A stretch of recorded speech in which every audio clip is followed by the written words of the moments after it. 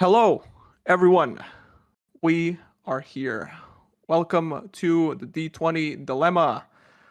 We are a group of fellas that just play D&D. This is the first time the boys have been on Roll20. It's usually a IRL home game, and we're just gonna be bringing some Curse of Strahd to you. Hello, guys. Hello. Me. Hello. Hello? We didn't want to Hi. interrupt your Hello. speech. That's us. So how we doing? Doing good. Doing A little bit nice. confused with the Looking whole. forward to some dice rolls. Yeah, we're a little bit confused with the whole Roll20 kind of thing. Usually, we do it live, like you said, but hopefully we will figure it out along the way. Yes, we are very much used to talking over each other, and hopefully that's gonna be a little bit less or more with this. We'll see how it goes. I think a little round of introductions is in order. My name is Nick. I'll be the DM for this. I am the forever DM in our home games, and I'm bringing that to you online. Hello. All right. So Spams, or Marco, you know how we're all lined up over there on the OBS overlay from left to right. Who's there? Okay, so the first person on the left is David or Ziggy. Hello. David. Introduce yourself, my man. Okay, my name's David. First time playing on the Roll20, as you said.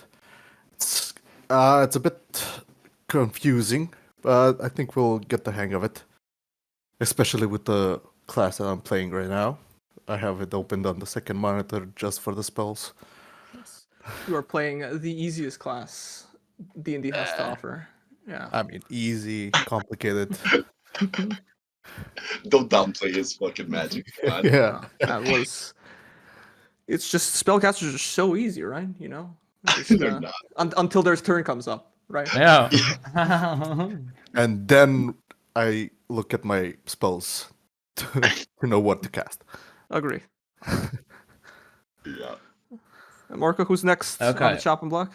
Next up is Philip or Nathan. Hello. Yeah, that's me. I'm gonna be playing a class that I haven't ever played in my life. Usually avoided playing this kind of class because it doesn't like suit my playstyle very much. But I'm gonna be trying something new. Along with the whole everything is new here with all of this story. So yeah, hopefully you guys like it. Do you want me to say anything about my character or just No, that all comes later. Whenever we Yeah. play, this is about you yourself. yeah, nothing in particular. Like Mhm. I think it would be more fun if everybody got to learn like a little bit more of us, like not our characters, but a little bit more of us as like the episodes go by. Mhm. So I think that would be very fun to do. Yeah, it'll happen. Hey, So- guess where we're from during the session. Hey, maybe you'll get it. Good. Okay, yeah, that's gonna be fun as well. Alright. Who's up next, Marco? Shoot. Next up is myself. So hello everybody, my name is Marco, or I will be playing Thistle Eldritch. I screwed up my name. Thistle Elric Dewhart is the full name, but I like to cut it down short, and so everyone just will call me Ted. And yeah, that's pretty We'll much it. That's We'll pretty see. much it for this campaign. I'm not that new to Roll20. I have played a little bit on online D&D. And yeah, not usually a caster player. However, my highest level character is a caster, so but I usually like to hack and slash. So yeah. All right. And last one. Well, that should be me. Hello, everybody. My name is Zlatko. Playing the character of the half-orc Durhog Nogginthumpa. And for this campaign, I will be the hacking and slashing dude. We always need one. Marvelous. Marvelous. Marvelous. I mean, this is a pretty good introduction to all of this. Like, Hell yeah. nobody has no clue what they're doing. So yeah. Exactly. It proves my previous challenge pretty moot whenever Zotko said his name. So we're kind of it's pretty easy to know where we're from. He or like kind of where. ruined it. Yeah. All right. Good. Oh, please. It's like it's still a challenge. It doesn't give it up like fully. So Yeah. It's just like don't give up. yeah. Just a ballpark. Just a ballpark. Yeah. Okay. All right. Regardless. So welcome to Curse of Strahd. We are starting off now. I'm gonna This interrupt you. what's up? One little thing. Mm-hmm.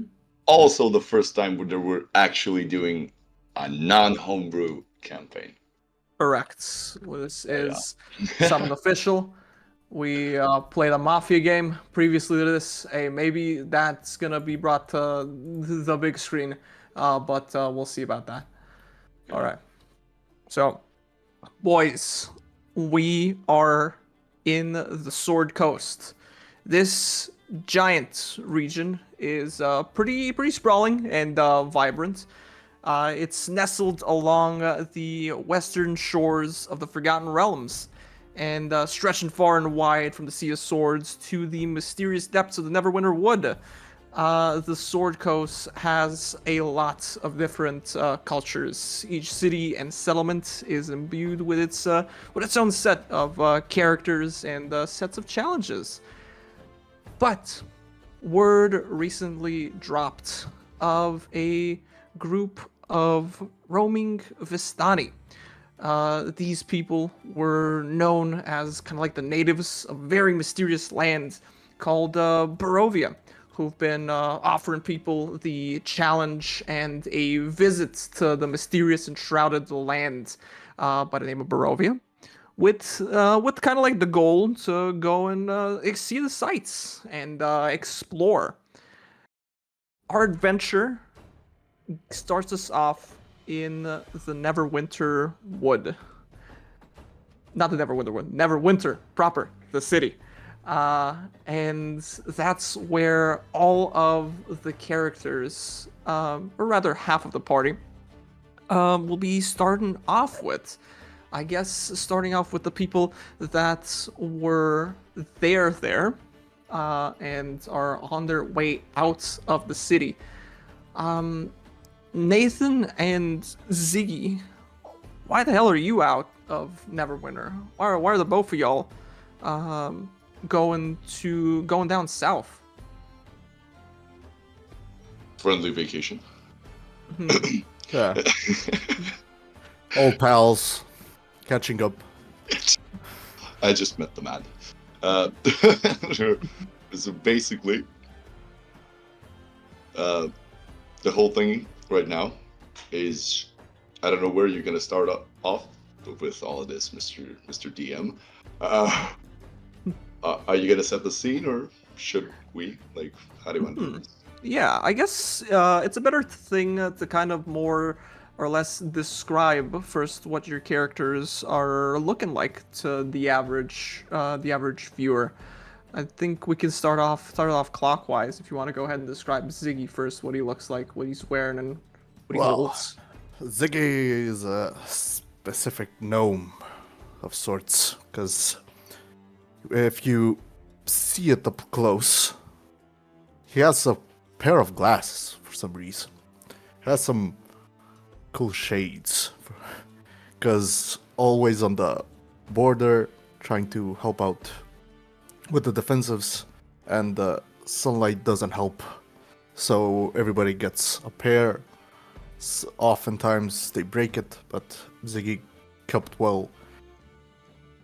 them well in condition, and especially the book that he carries.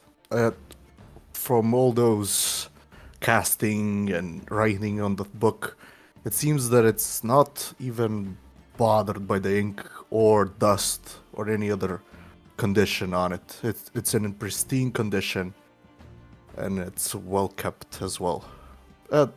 Rest of it has some green robe, a green hat, and he is a small motherfucker. Feisty one, at least. That's nice. Yeah. What about Yes. Nathan? Nathan is an Asimar.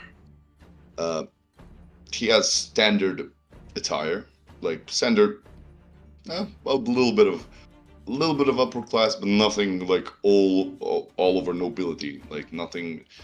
It's not the kind of robes you would go and steal and just pawn off. You know, it's just like it's not gonna cause like that big of a commotion. He's wearing a classic like a white shirt with blue details with a coat, and just with his bags and equipment all over the place, just stacked on top of his body. The only thing you can actually notice from him is he doesn't show his like Asimar nature. It's more like it's a bit like hidden to a certain point. So yeah, he doesn't stand out that much in the crowd. Like he's not glowing. Also, he doesn't have like, I don't know, like a weapon on his hands. Like he's not carrying it per se. So that is enough detail for now. Yep, his demeanor is just a little bit laid back, but it's usually laid back. But now, because of the situation he is in, he can be a little bit tense right now. Other than that, yeah. Hell yeah. Okay. Well, I guess for the both of you, we are going to be taking a trek to the Neverwinter jail, or rather outside of the jail. Vacation. Yeah, just going on a regular vacation. We're gonna be seeing out on to the sprawling streets with just seeing the light of day after a long and exerting trial for the both of them. Ziggy and Nathan, you will be making your way out into the streets of Neverwinter. Nathan, you in clang-clangy chains, and Ziggy, you possessing them. So, whenever the both of us are out, we've just been convicted. Nathan, you didn't do it. Ziggy, you obviously didn't do it, but you still gotta serve out some of your penance. What's the initial conversation looking like? What are the both of you doing? Well, Nice. just clearing it up, we've only had like a bit of talking while we were in jail, like general introductions. We were both carried away into different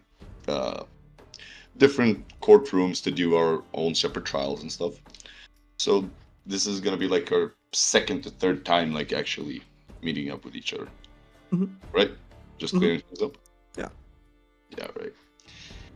So you can see the clanking. I'm finally in the streets, and you can hear Nathan saying, "Do you know who I am? Like, I hunt them. I hunt them. Why would I kill any kind of civilian? I hunt monsters." Are we escorted by a couple of people or just me and him? You're just left to the streets. You can hear, like, as you say that, a bit of like silence and like a window creak from the jail. Well then. I don't know what's your point. What you did, or if you're guilty or not. I don't care. I just want to do my mission, get back to my post, and continue with my service to the Mage Tower. Wait, But for now, I'm stuck with you. so let me get this straight. Blabbering. Shut up. Let me get this straight. are you actually a lawman? Like, do you actually work for the military? Yes. Well, mage military per se. Yeah, yeah. Yeah. Well, Question. right now I'm more of a deserter than a serving soldier, but yeah. Oh, okay, so it is so good in Neverwinter that actual people that have committed actual crimes are not in chains, while the innocents are sentenced to being chained and be forced somewhere, like, without their will, huh? Look, I don't know what you did. I didn't do anything. You did. You did something. Well, You I did did something, definitely. Oh, trust me, I did something. I just arrived and I got arrested. I got arrested instantly. There must be something. There must be some blood on your Hey, hand. No, definitely. No, no, not on my hands. Maybe on my shoes because I was walking in pools of blood. So you were stepping on dead people. Yes, but no, in not that kind of way. I didn't kill them and then just danced on their corpses. I just walked in because there was a monster reported there, and I just wanted to like prove myself to my family that I can actually do something and I'll just have fun. So as I arrived, everybody was murdered. Like there was like I don't know, I don't even know how many people were dead there. And right then and there, the military showed up, saw me in the room with like 12 dead bodies, and then I'm here. The whole 12. while. Nobody fucking believed me. And everybody else were dead. Nope. Yes. Do you think there's a killer on the loose? Yes, there is. I don't know why they are not chasing them. They caught the killer. Oh, you're gonna be a smartass. Look, it's a long way. Are you gonna continue talking the whole way there? So, of course I am. This is ridiculous. This is outrageous. Do you have somebody like next to me? You Nick? have a crowd of roaming citizens. You are at the moment kind of like on a sidewalk from the main fully traveled road. There's like wagons passing you by. It's a pretty commercial road. Is there a guard nearby? Is there a guard? Make a perception check. All right, let's do this. I thought like the first roll of the night is gonna be more fun, but the perception it is. Here you go. 14. So you look around and you can see on the other side of the street, there appears to be a Neverwinter guard, just conversing with a civilian, just doing some chit chat at the moment. You can't quite tell what it is, but you spot one of them. Okay, does he have anything to do with the guards, the military, like anything to do with the dungeons, the jail, you know? The dungeons. He seems the equivalent of a beat cop. I'm not quite sure if you'd know if yeah. Wait, okay. I address Ziggy. Okay. I'm sorry that I've been rude. I have no idea what you did. Frankly, I'm not the one to judge. I haven't had a very crime-free sort of life, but it was mostly misdemeanors. But still, can you tell me, since you were part of the whole army thing, where can I get these things off? Oh, those. Yeah, those. I think they'll stay for a bit. Why? Look. I'm a gnome. I am not chasing you around. If you get loose, I'm not gonna go far. nor I'm gonna cast any of my spells, waste my energy on you. So, can we just start moving to the direction that we were I suppose we got some directions to go somewhere? Or are we waiting for a group to escort us? Oh, you're going south towards the high road. You're looking out to find this band of Vistani. Can we just start moving? Because, the more we talk, the more you're in chains. Also, you're planning on releasing me once we get out of the castle. No. Then how is me complying to your orders a good Well, thing? along the way, you'll get your chains released. Fine, perfectly fine. At least I think. Do you know where we're heading? Well, just follow the road. I'm sure the court has sorted people for our aid to escort us to the right place. We need to find a band of stragglers or whatever. Yeah. Damn it.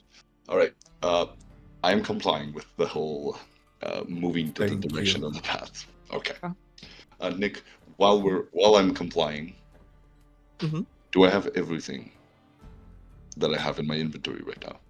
I don't know, Ziggy, does he have everything in his inventory right now? What do you have? I You have like have. something that's. What would he know that I have? I Like, mean, did he I do a full suppose I'm inventory check? he has No, access no, to no. your pockets. Okay. Okay, I think anything that seems valuable, as if a magical ring or something like that, Yep. if he has something like that. And I'll take his main weapon for now. Everything else can stay on him. Yeah. Well, can he though? Hmm? Can't he what? Because you know my. He takes your rapier. But what if I, use my. I mean, he took your rapier. This is for the time being. This is just a protocol that I have to abide by. Okay, so he takes the rapier. Okay. Mhm. Yeah, and Okay. Good. I'll give it to you when you are released from your chains. All right.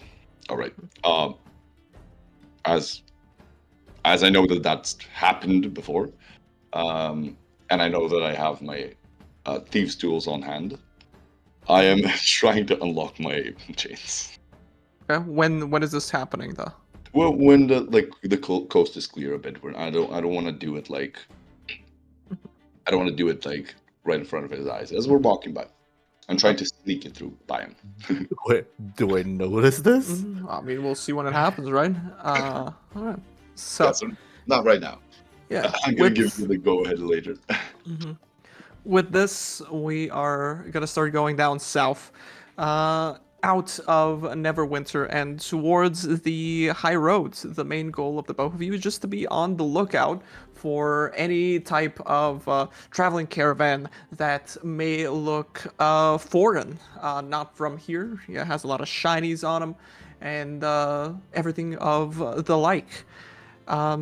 It would have been pretty much midday whenever they would have let you out, and starting to go towards the high road.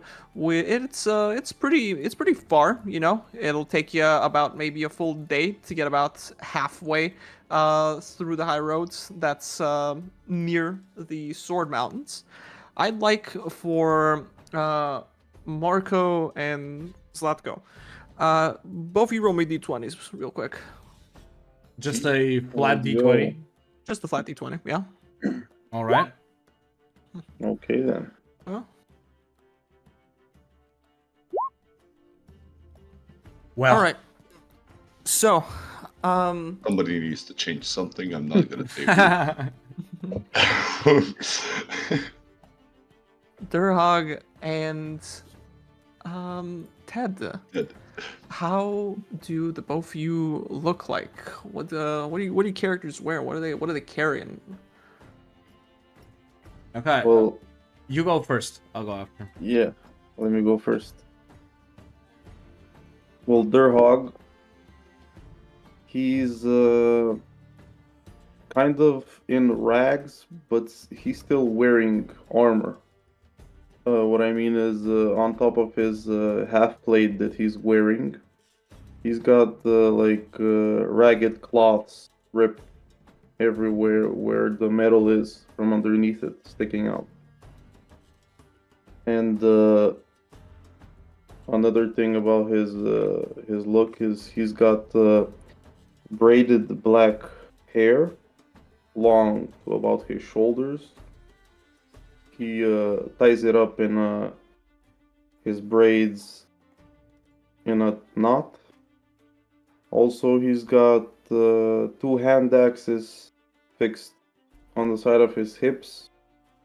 A scimitar as well that he carries on his back, along with a couple of javelins and some raggedy boots. His nails aren't clipped, he's looking dirty, and lots of scratches all over his exposed skin, the skin that isn't covered by armor. Scratches and scars visibly from metal weapons. That would be another important thing, obviously, a half-orc, green skin, about 6 feet, I think, in height, and quite muscly. And that Alright. would be that. Alright.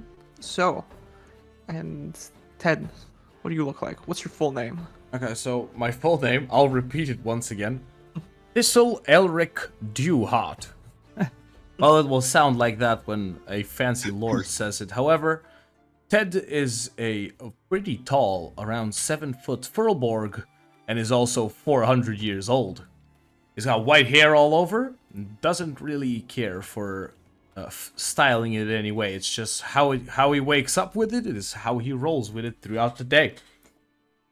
For attire, I'd assume some boots up to the knees, and I'd say your standards like farmer's attire, like robes on him, nothing too armory, let's say, and a walking cane, we can call it, but it's a quarterstaff basically.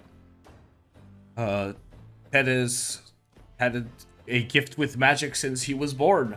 Never really much of a reader, but always a person who enjoys peace and quiet, and good in the world. Very nice. So, the both of you. Before we continue, could I interject? Yes, a very important part about my character description. I forgot to mention the half-plate Durhog is wearing is gleaming. It's Nice. shining. Shining. Always shining. Yeah, always. Okay. So, Durhog, you are on a path to retribution and vengeance, and Ted's an even greater burn for vengeance into you, as the both of you have heard word. It's all been spread from to your village that some people are going to be just setting out to kill these famed beasts and evil creatures, and that's where the both of you come in. Ted, you've been harboring Durhog for a good bit of time, and whenever news sprung out, both of you set off to meet whoever these people were, and the main kind of point that you were directed to is somewhere along the high road. You aren't looking necessarily for where they're going, you're just looking to find the individuals. The only thing you heard about was shackles. And the both of you, how are you conducting the search? Are you trying to, because you're not sanctioned to go there, you don't have any previous agreements to meet anybody along the high roads? Are you two kind of like waiting to sprout from the sides of the road to kind of like get them to lead you there? Or are you looking to amicably kind of meet somebody along the roads to kind of help you out? Oh, listen here, Durhog. My old bones cannot carry or walk any longer. We must rest here and wait for adventurers to come. Hey, Grandpa. As long as you keep me fed, I'm gonna follow you. Don't worry, there's a lot of work back in the farmhouse. However, I think it is a splendid idea for us to just wait here on the side of the road. But remind me again, why are we here? Well, apparently there are some goody two-shoes who think they are better than me. But no, they're not, and I will prove them so. Here to slay some evil. And I thought it would be a good idea or adventure for the both of us to leave the farmhouse for a while. And, I don't know, take up the adventure ourselves. You're a big guy, right? You can smack. I've seen you carrying hay bales around the farm very well.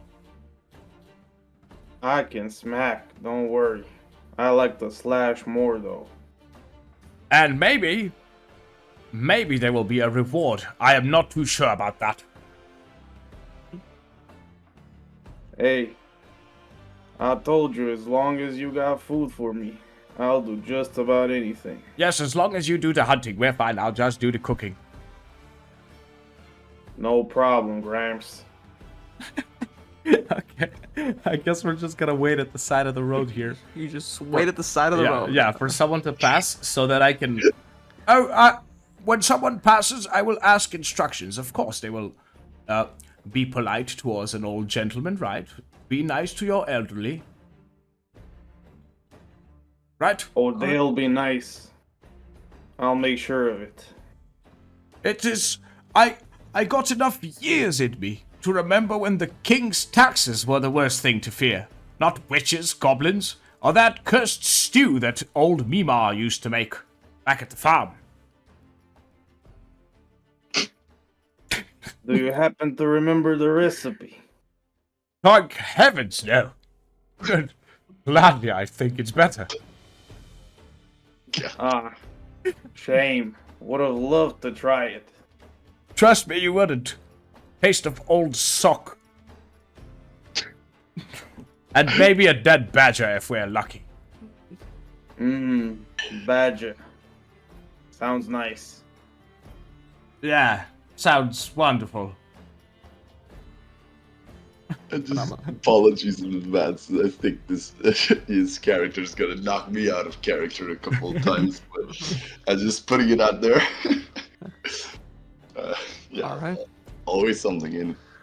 It's always something. There's always always something. something. Okay, then both Durhog and Ted, you're gonna just park yourselves along the side of the road. And yeah, so the first initial D20s were, how likely you are to be running into them. But since you're parked along the side of the road, roll me another set of D20s just to see if you get like mugged or any attempt to mug you just comes mugged on the side. Just let's see. It's our famous road. Wooden giant. Why would I be mugged? Excuse me, I think it's the likelihood D12s. Oh, Excuse me. D12, sorry. Let's see if we get mugged. Correct. No, nice. Oh, you are you're getting getting mugged. mugged. Don't worry, old grandpa's watching.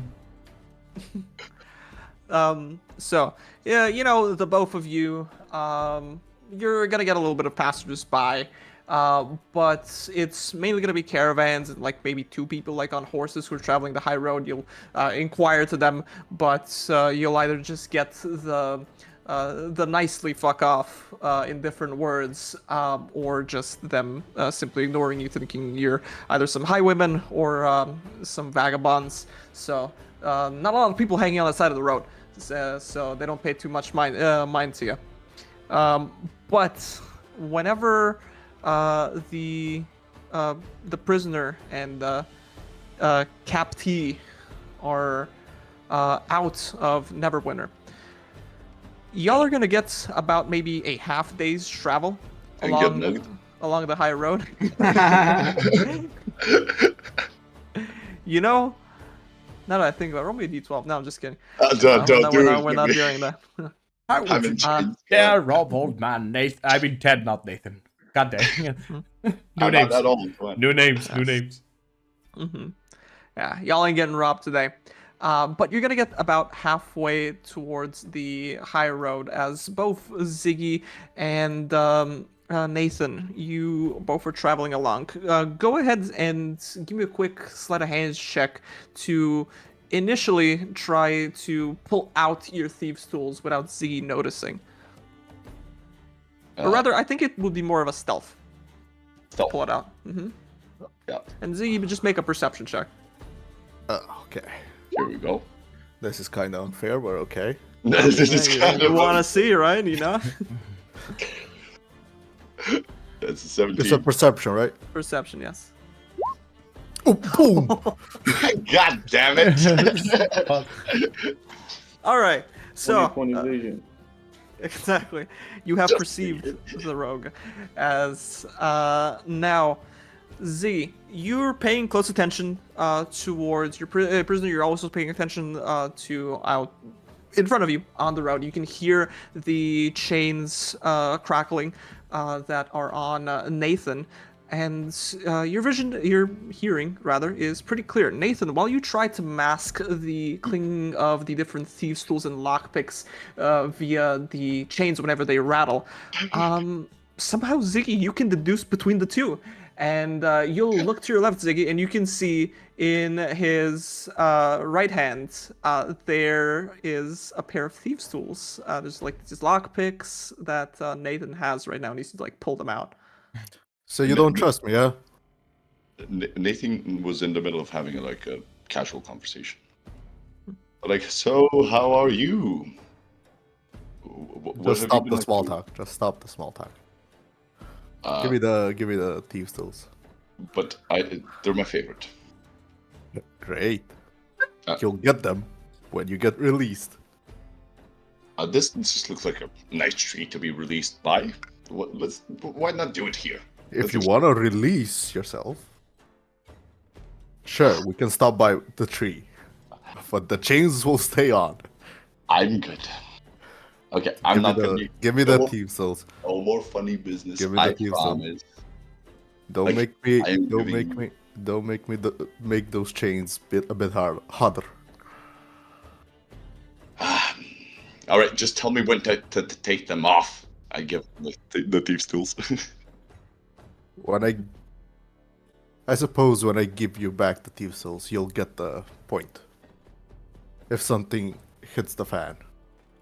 Oh, perfect. Or let's try and get robbed while I'm in chains. It's amazing. I'll protect you. Don't worry. That's my job. I'll keep you safe. Don't worry. Are you sure you weren't a private in the military? A private? Yeah, just came in to the business. No. So Why? we have time. Okay. I suppose we do. So why were you in jail? Why do you have to take why am I your business? This is none of your concern. I have to go on a grand adventure. You think this is fun? I mean, it's better than staying on a tower, watching over, cast a spell, one or two, from time to time. Okay, so let me get this straight. So your previous life was not that interesting in particular.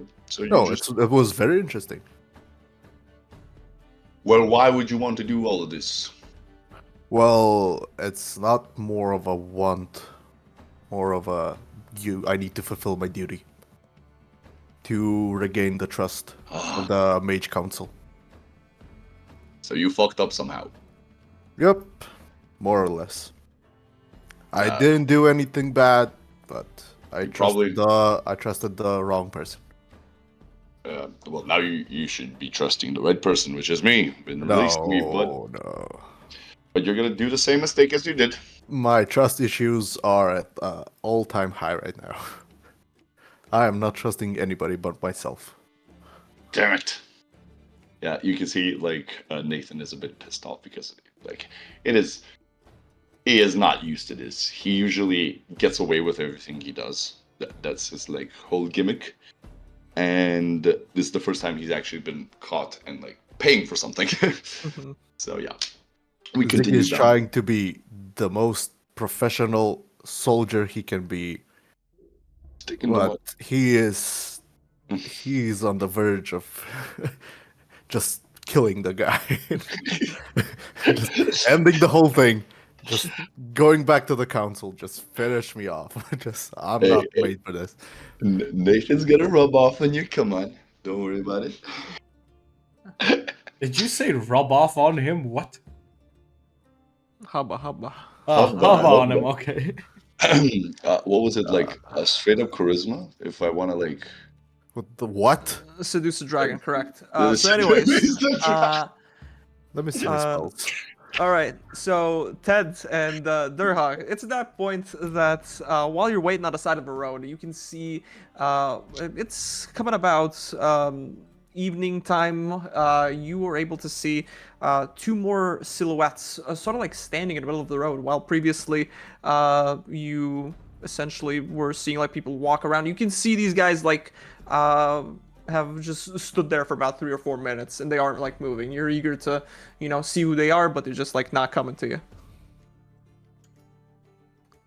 Durhog, big fella, what say of you?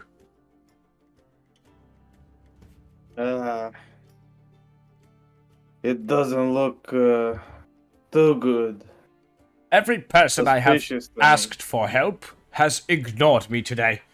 Maybe it's these last two that are coming. Let's see what they got to offer. Okay, we're gonna stand our ground then, and when they pass, surely not everyone will say no to a grieving old man, will they? They're gonna have to if I'm have a say in it. All right then, you do the talking and I'll do the grieving. Right? Oh, okay, Gramps, you got it. I'm getting behind Nathan and just pushing him from the back, as at least pushing one leg than the other, Watch out, just to speed up the process. Watch out, you don't slip. Don't worry. Not my first prisoner. As soon as those two get like in about 10-15 feet, I'm gonna yell, "Oi! Stop You there!" You hear a half orc yell Oh. like that. Mm-hmm. That's it's okay. So we're meeting. Hello. Excuse me, good sir. My back. Do I? Gramps, you good? Yes, it's just my back is killing me, and thank God the sun is almost gone. Otherwise, the sun would have been killing me too. Do I hear another voice coming from behind you? Or is that my imagination? What's up with you two? Well, I'm just an innocent man who is being held captive by this criminal. I'm in chains, and I show him the chains rattling. As I pull on the chains. You see? He's not even being fair to me. I haven't gotten water in weeks. You Why were in is the this prison man out 2 in days. chains? What? You're well fed. Help me, please. Oh, does someone need help? Yes, I need help. I need a lot of help. Aye, Gramps, we got somebody in chains here. In chains? A thief? No, a killer. A killer? Not a killer. I'm not a killer. I'm a perfectly innocent man. This is the criminal you want.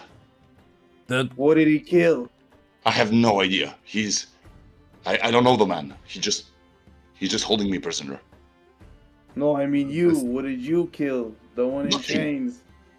Nothing. Maybe his feelings along the way, but nothing in particular. Like, Would Durhog and Ted notice that I'm in like soldier uniform? Would they know that I'm a Depends how mage? familiar their they are with the guards outfits in Neverwinter. I don't know. I'm 400 years old. Maybe I got have probably seen it before. I'd say you probably passed it by once or twice, yeah. Yeah. Do you know this uniform? I extend my chest. Why, yes, it's the With mighty Pyro. god of Neverwinter. Of Neverwinter, right? Yes. Did I mention that he's a deserter also?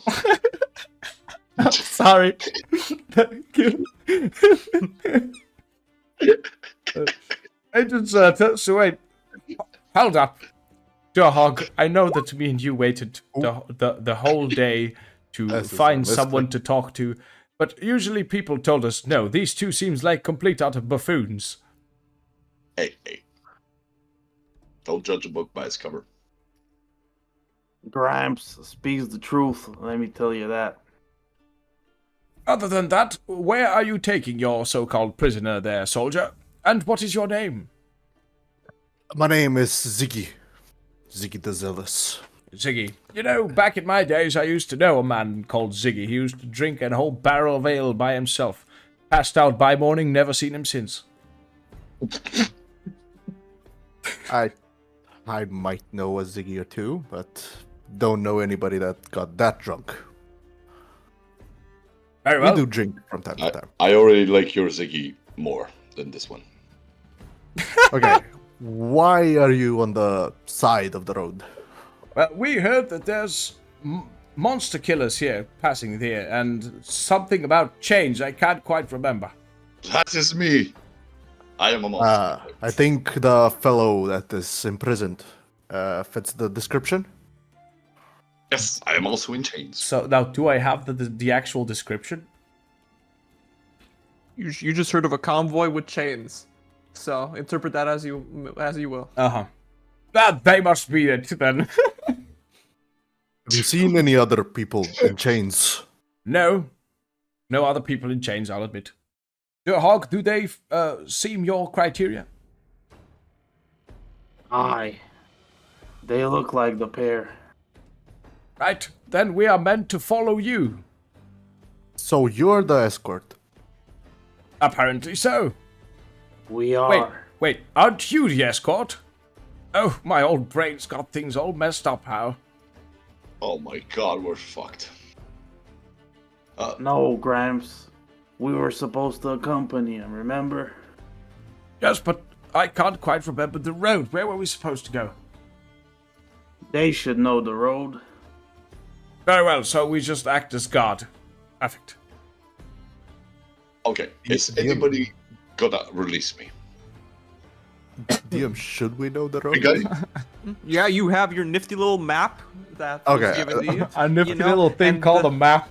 Yeah, and over here, just for your own memory, you got like this big red circle, and just like bad, like bad vamp, like here.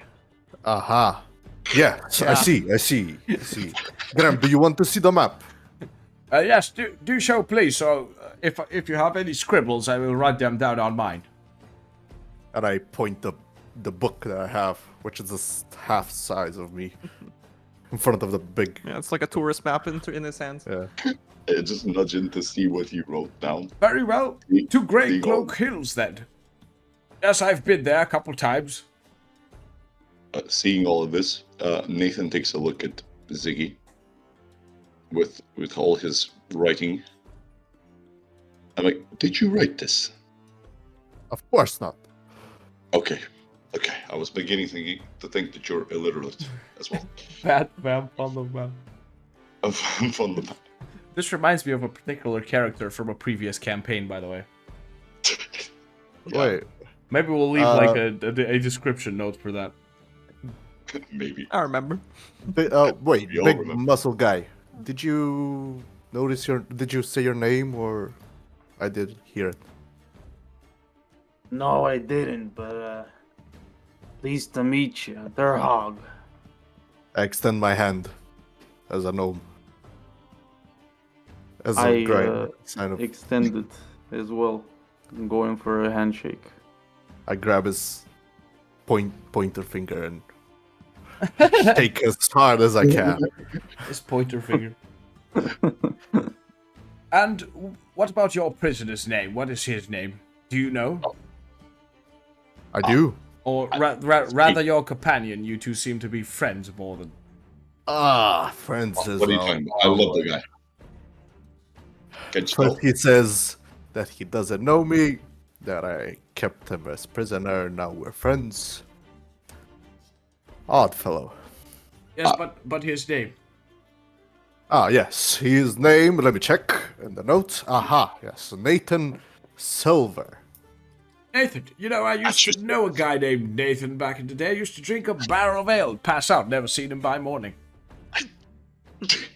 You can see the like Nathan, because he has both hands like tied up in chains. He's just doing a double face palm like with both of his hands, something like a fucking prayer. I'm like, oh my god, this is gonna be very hard. All right, listen. Shall we No go more. and continue this conversation while walking? Yes, please. Yes, please. I mean, it's beginning dark after all. Durhog, can you make sure that the prisoner is keeping up pace with us and not trying to do any funny business? Durhog, be nice. Me, make sure. I thought you were responsible for him. You are here to help, right? Sure.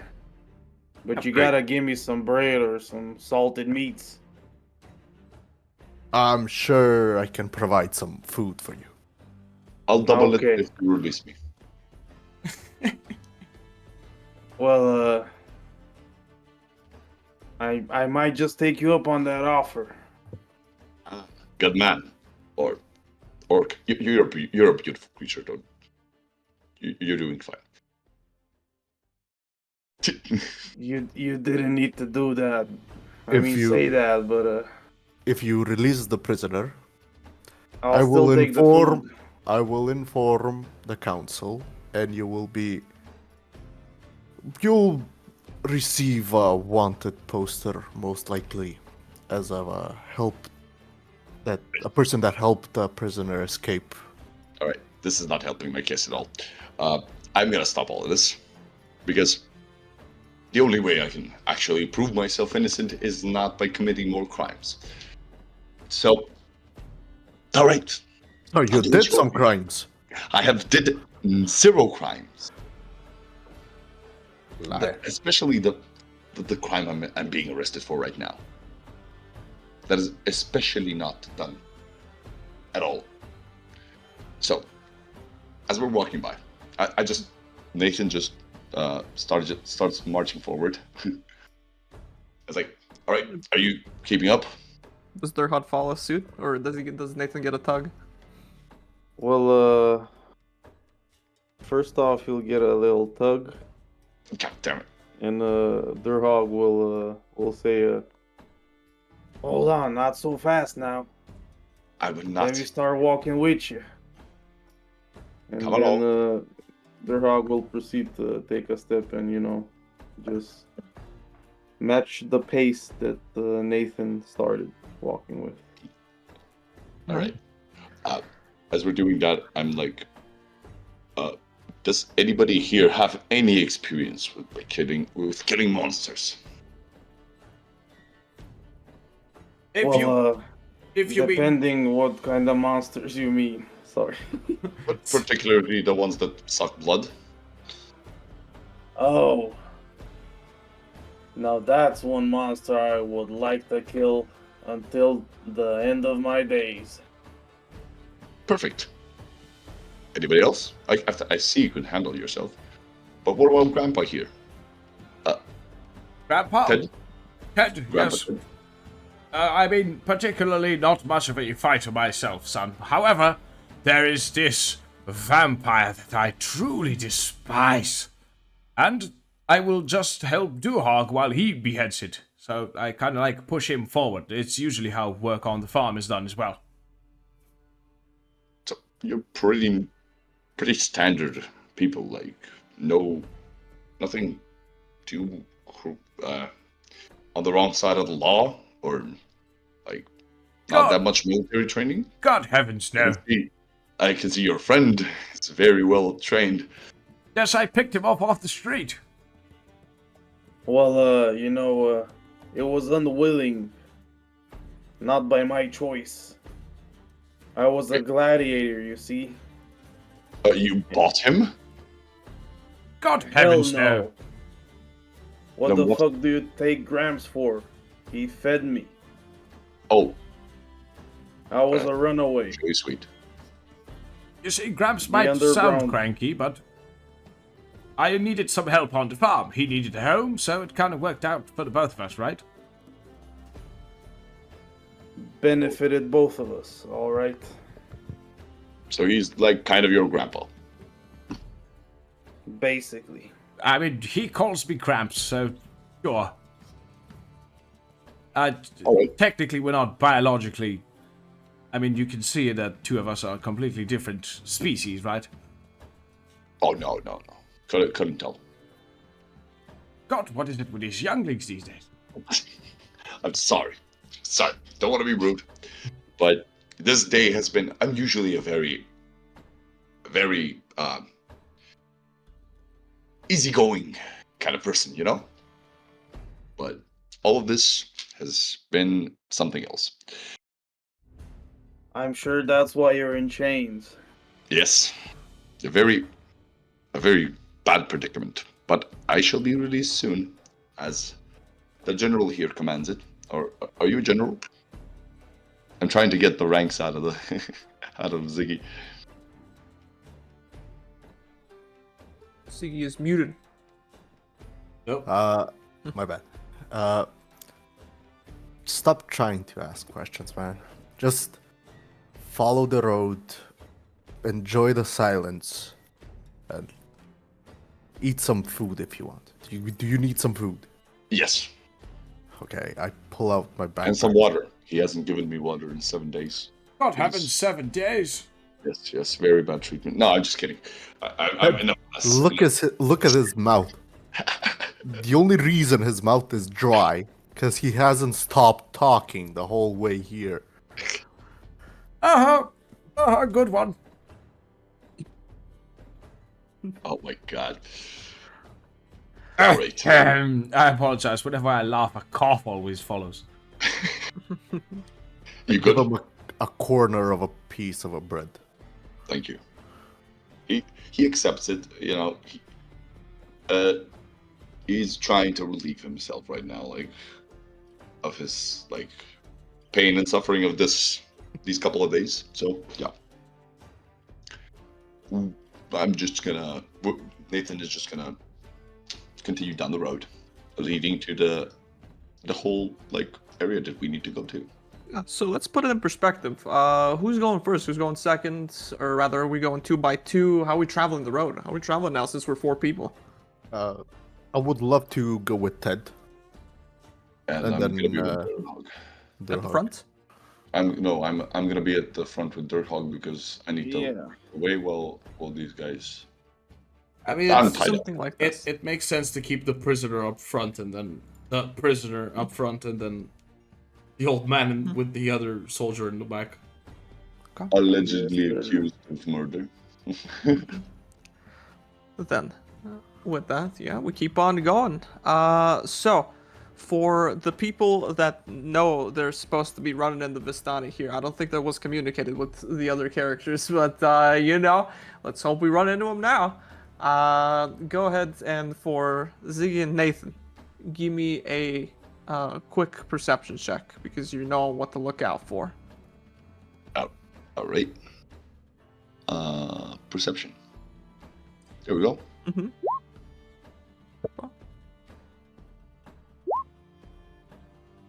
All right. Yeah, nice So- soldier, man. Very nice. He's, I mean, yeah, he's I am got surrounded with people. Limited view around me. He can only get the sight of the sea at the moment. Yeah, All by the right. way, Nathan's height is just like 6 foot something, like 6'3", 4", something like that. Like a tall guy, but not anything out of the ordinary. Not taller than T.E.D. Not taller than Ted or Durhog. All right. Then, as we travel along the road, it is getting a bit of nighttime, and Nathan, you know to be on the lookout for this traveling band of these nomads, vagabonds, however you like to call them. And whenever it gets to be around the time the sun fully sets, you're kind of like looking around. You're kind of getting the feeling, "Ooh, like we've been traveling this road for a while now. Why am I not seeing them?" And then, whenever you turn to your left and you look as you're somberly trekking along the high road, you can see in off the road a little bit of a ways into the woods, like near a tree line. You can see a lot of lights being shown, like in the dead of night. Hold up. I see some lights. I don't know if anybody is informed of this, but the people that we're looking for usually are a nomadic kind of people, which they travel a lot. So they probably set up camp over there. Or at least it is some kind of camp that I'm seeing right now. They're not travelers. These are no one. Maybe they're good people and looking to cook us up a stew for the night. I think, with my knowledge, I think they are good people, but who's older here? I think I don't think even the tree next to me is older than you, but Exactly. in a good way. Exactly. This is why we should listen to our elders, right? Right. Right, Gramps. Durhog, what do you think? Should we go and say hello to the lovely fellows here? Maybe they'll cook us up a stew. Aye, Gramps. That's a splendid idea. None more wiser than you. I think the soldier will agree with us. Yeah, rest is well needed. We can end the night. Yes. Perfect.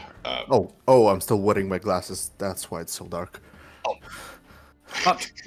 But, however, we do have to stay on point.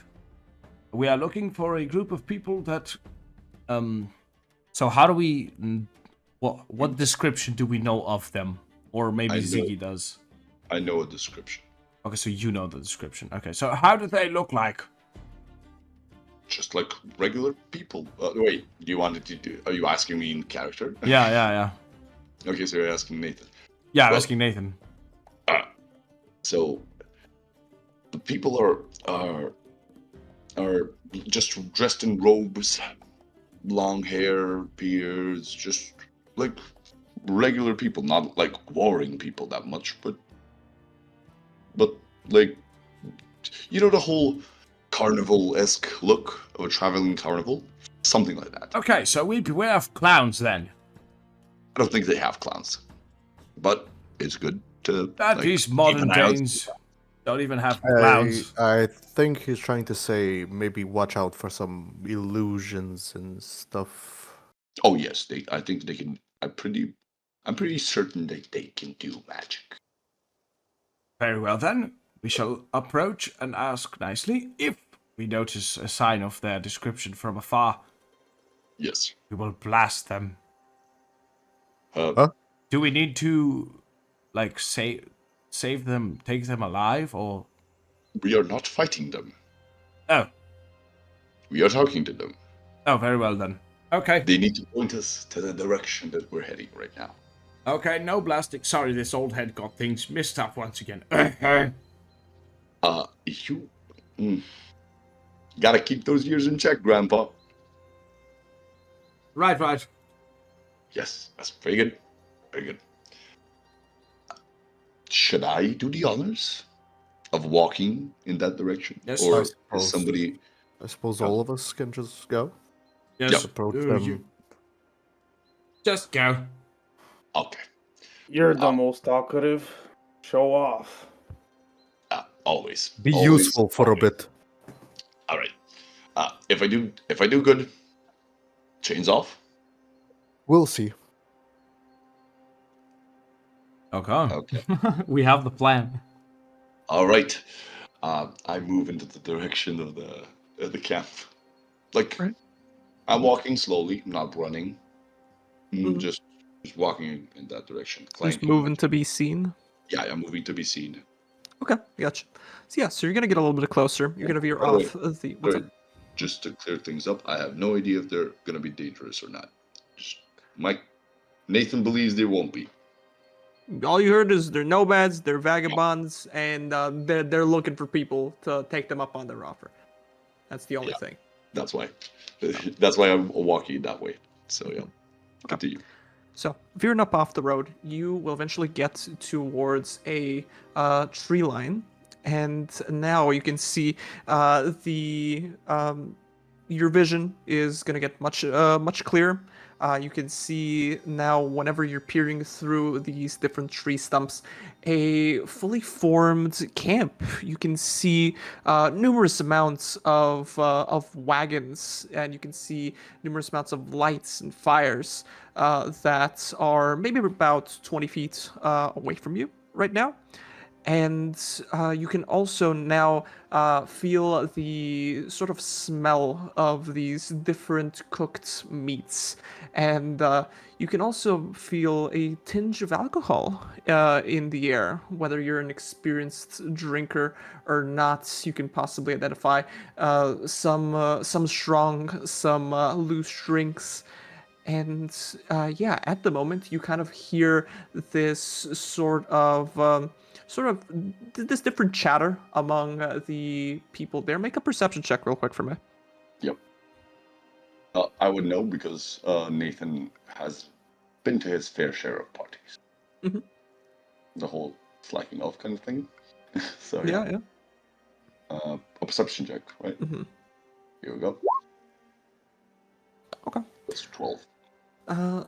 So, you are how well read would Nathan be about these people here? How read up would he be on the region of Barovia? Well, going from his background, he comes from a monster slash vampire hunting family, so, and plus a well-standing family, so a lot of times like literature and stuff like that has been a big point in his life. So a bit of not that detailed about every region, but just knows a bit about everything. Go ahead and make a history check for me then. Yep. Here we go. I do not recall that much. So, you don't particularly recall the language of Barovia. You're not really well versed in that many words. You only kind of like get the basics of what they're all about. Uh, and with your perception, you can hear the different sounds, and you can also now looking at the camp to your right, you can kind of like spot with your ears something in the bushes, and it's not any sort of ambient sound. It's more like this sort of like click, and you look to your right, and there's this like individual who is s- aiming a crossbow at you. You can see the ornate kind of like jewels and bandana that he's got on his like chest and the head. And yeah, he's sort of like aiming at you. And the one word that you kind of like pick apart from what he's saying, because he's saying a full sentence to you in Barovian, the only word you can pick up is hands. I'm instantly grounding myself as as I hear and eventually see what's happening. I'm like, everybody hold. What's the hold up? Stop moving. Ah. Hello. Hello, good sir. I do not understand what you are saying, but I'm presuming that it means that stop walking. And do you understand me, or am I just yapping? He'll kind of like look at you blankly, and then after a couple of seconds, sort of like say something else and yell out towards the camp. And you can see now from the camp as you're standing there, a couple of more of these individuals will pop out and kind of like get a view of you. At the moment, there's like maybe about 5 in the tree line, maybe about 10 feet away from you, and you're kind of like staring at each other. And one of them will pipe up and go, "My friend here, what he wants to tell you is, put up your hands, please. Chained one." Uh, I'm trying to put up the hands as far as the chains let me. My hands over here. I can't pull them up even further away because chains tend to do that. He'll look towards everybody else. I'm like, hands up. Oh yeah, of course. Well, Are you guys complying? Right, so I'll put. would Go I on. have some parchment paper or something that would like accept as the form of knowing that we are the people that they need to be giving them the information? Yeah, the big red marker on the map saying bad people that are there, that's kind of the region of Barovia. But are these the people that are giving us the way, or They fit the description. They fit the description.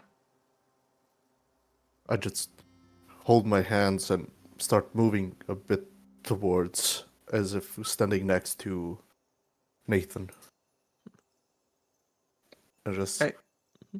I won't take another step. Don't worry, my book is on my hip. Are you the Barovians that need to give us the information for the map that we need to continue our path on? They kind of We are look to sent. themselves. We are sent by the Mage Council. You see, I'm the soldier that needs to keep the prisoner in check and make sure that he is still alive for the whole journey. He's doing his job well. I have not been released from my chains, but we mean you no harm. They kind of look to themselves and sort of like do a little chuckle and go, but we are from Barovia, but not Barovians per se. You come here for what? The way towards our land? Come here to take up our offer? That no other brave adventurer dare stake. Are you sure it may be your death or your peril? Oh, you see, I'm the deaf one in the group. Hello, Balonians. Could you please help us find to take up your offer and maybe offer an old man a stew if you have something cooking, and my grandchild, you see. We haven't eaten since noon. Very hungry. Yes, I'm just gonna put it out there. We are the ones that you're probably looking for, because every single one of us is searching for a path to redemption. Isn't that right? And I looked at the Yes. group. Of course. Why? And Very empty interesting. stomachs. I was beginning to get concerned with whether or not you heard me. So, yes. Yeah. This path of redemption. Are you looking to get your know where your fate lies? Well, hopefully it's out of these chains very soon, and with a drink in my hand. But are you gonna help out with all of that? We're able to help, but that is not for me to say. In one of our carts, we have the leader of the camp and leader of this expedition. Her name is Madame Eve, if you would like. And we like to lend a helping hand, a little bit of charity to anybody that goes in. So you're not, unprepared, lest you just simply die 2 steps in. Guy? Thank you. That is helpful. Wouldn't want And to drinks, die. of course. You are more than welcome. And they'll put down their crossbows and kind of like back up and kind of like circle around their carts and start going towards the hearth of the fire in the middle of the camp. Splendid. So we can join them now at their campfire, right? Yeah, we are. I'm walking a bit. Mhm. Yeah, I'm walking towards. This old back of mine. Thank you so much, Bolognians. You are such nice people. I don't think that's the name. They... Balatonians. It's no use correcting an old mind. It would only confuse him more. Yes, I think he just made it worse. Aye, that's a smart man there. Thank you. Come on, Gramps, let's get something to eat. As we're walking, I'm like going towards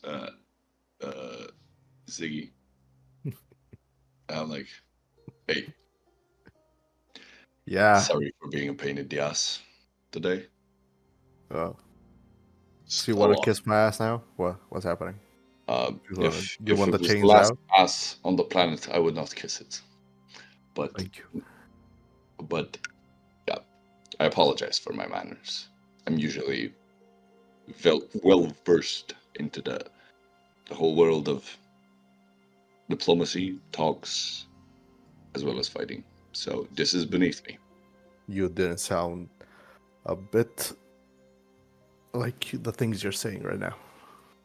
I know. That's why an honorable man says sorry, apologize. And I extend the thieves' tools to him Thank you. Oh, the General. plot twist. while I'm holding the keys in my hand from the cuffs. Unlock yourself. But don't worry about it. I can figure it out. Thank you. As he's instantly getting out of the chains. Make a Thieves' Tools check. So roll a d20 Oh my god. plus your dexterity plus your proficiency modifier to try and break out. Oh, okay.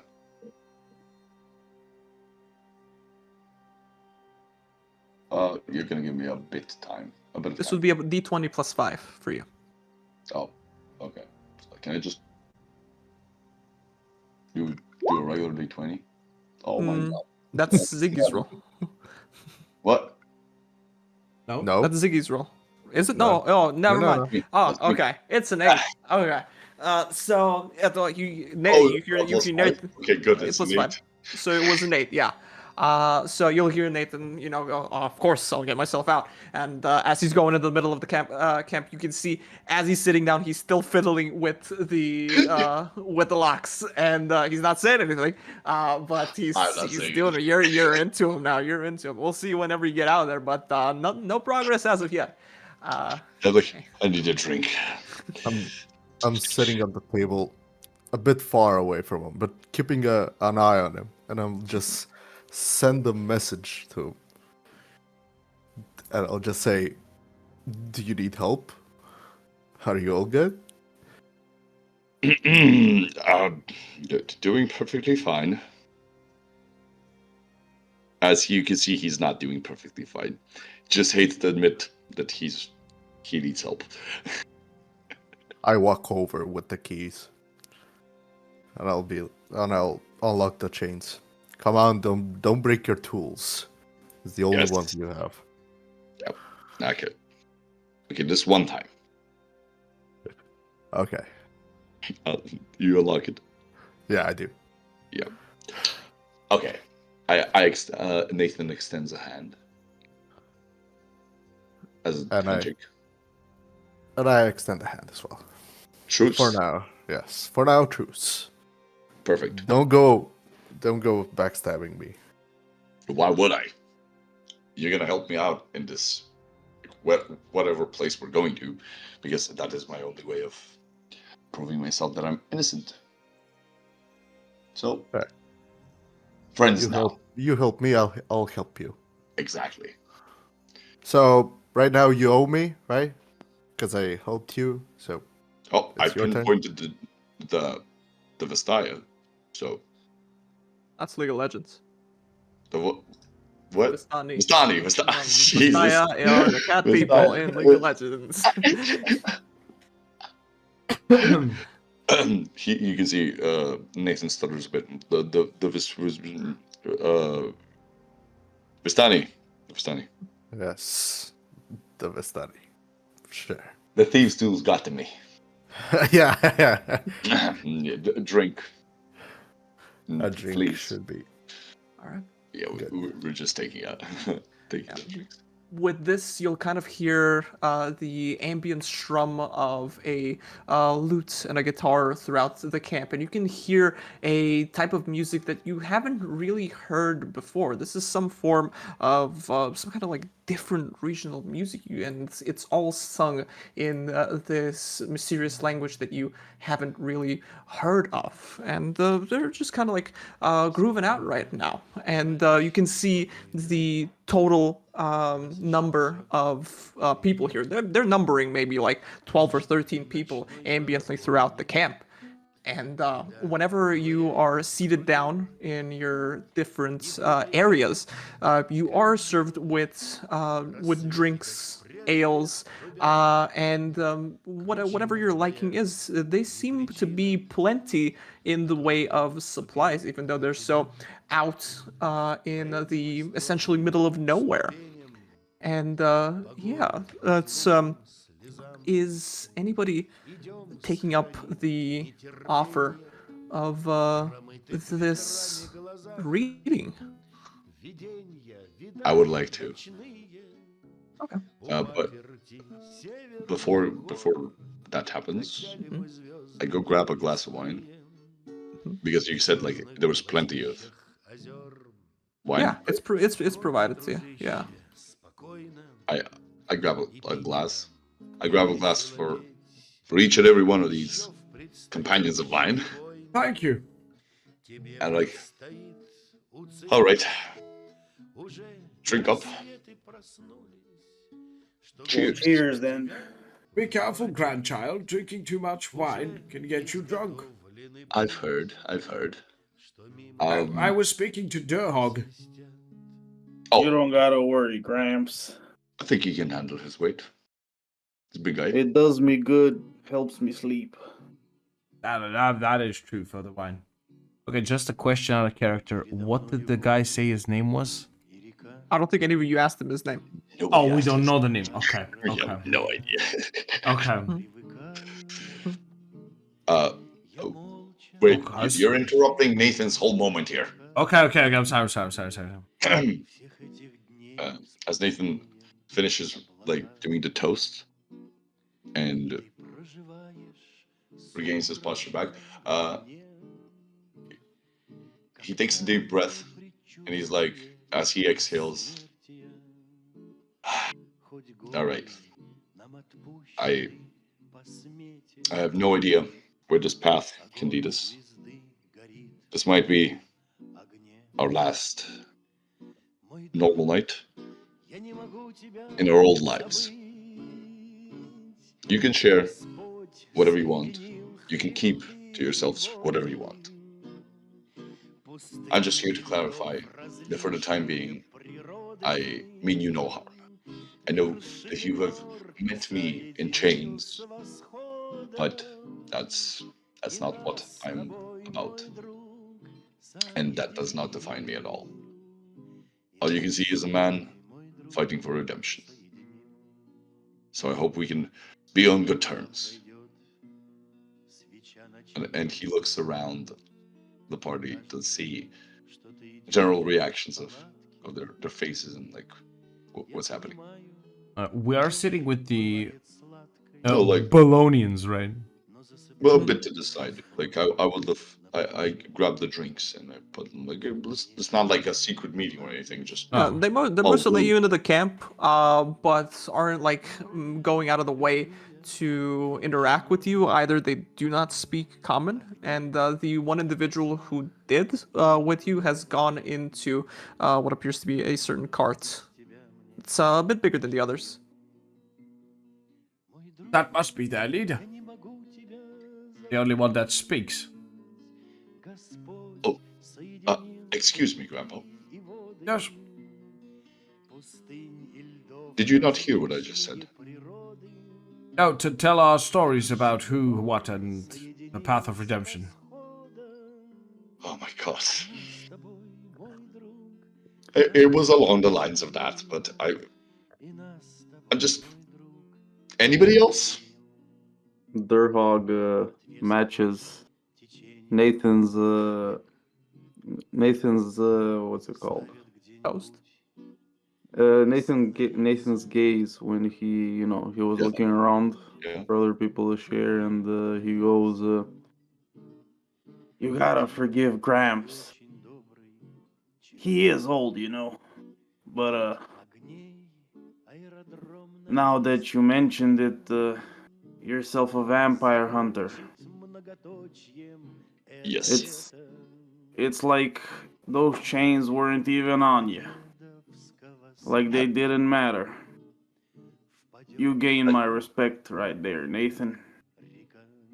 Thank you, Durhog. I would like to kill a couple vampires along with you. Put That will some be, stakes through their hearts." of course. And you look like a man that can handle himself, so a fellow warrior has my respect automatically. So, Would you like to know yes, why in particularly I hate these vampires? I was just about to ask. Well, I kinda let it be known that I was a gladiator earlier.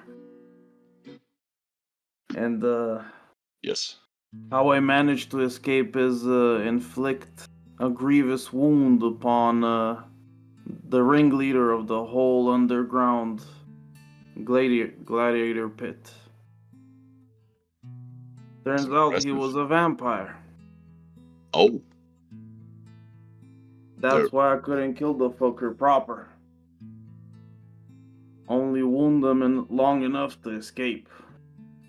there's a lot of ways of killing a vampire. You just didn't pick the tools right. I'm sure your prowess was good. Oh. You know what I failed in the past, I will make up for in the future. I think Grandpa's wisdom is rubbing off on you. You gotta learn from these old geezers. As he They sure know a lot. as he extends another cheers to him. Yes. You know, you mentioned vampire killing, and I'm intrigued to hear the little soldier's story. However, I will take my turn now. 200 years ago, when I Oh was my! when I was a young This is not Fellborg, intrigued with adventure, knowledge, and wanted to achieve the Grand Championship title in chess. There was this vampire that cheated in the finals game. Ever since that day, I could not prove him wrong. So I am driven a little bit by vengeance, but also by justice. I shall prove him that I am the far superior player, and that the title remains mine. You can see visual confusion on Nathan's face. I'm like, uh, so What- you What's so you make difficult to understand? how can a man make a mortal enemy while playing chess? He cheated, It's a chess game.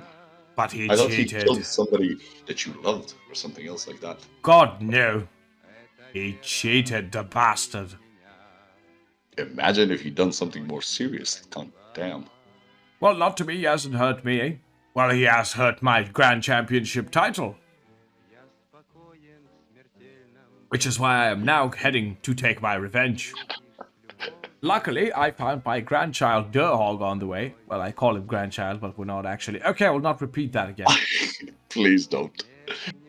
He will aid me, and as the look of it, you guys will too. Of course. And listen, I respect your wishes, but you can always back off right now.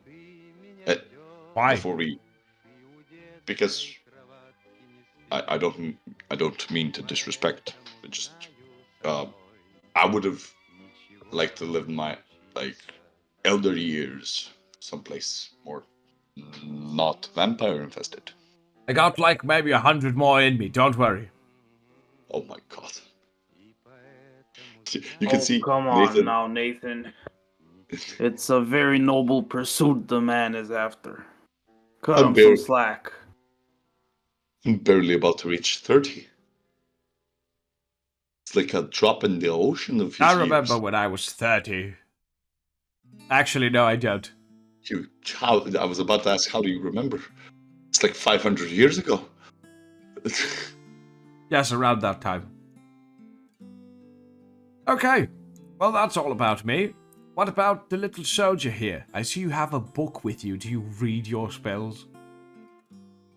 Read some. Hear it. Well, most of them I read. Some of them I use some components, and I pick up my pouch with different stuff in it, with like sand and like some feathers and some small stuff, that small goodie bag. Want to see? No.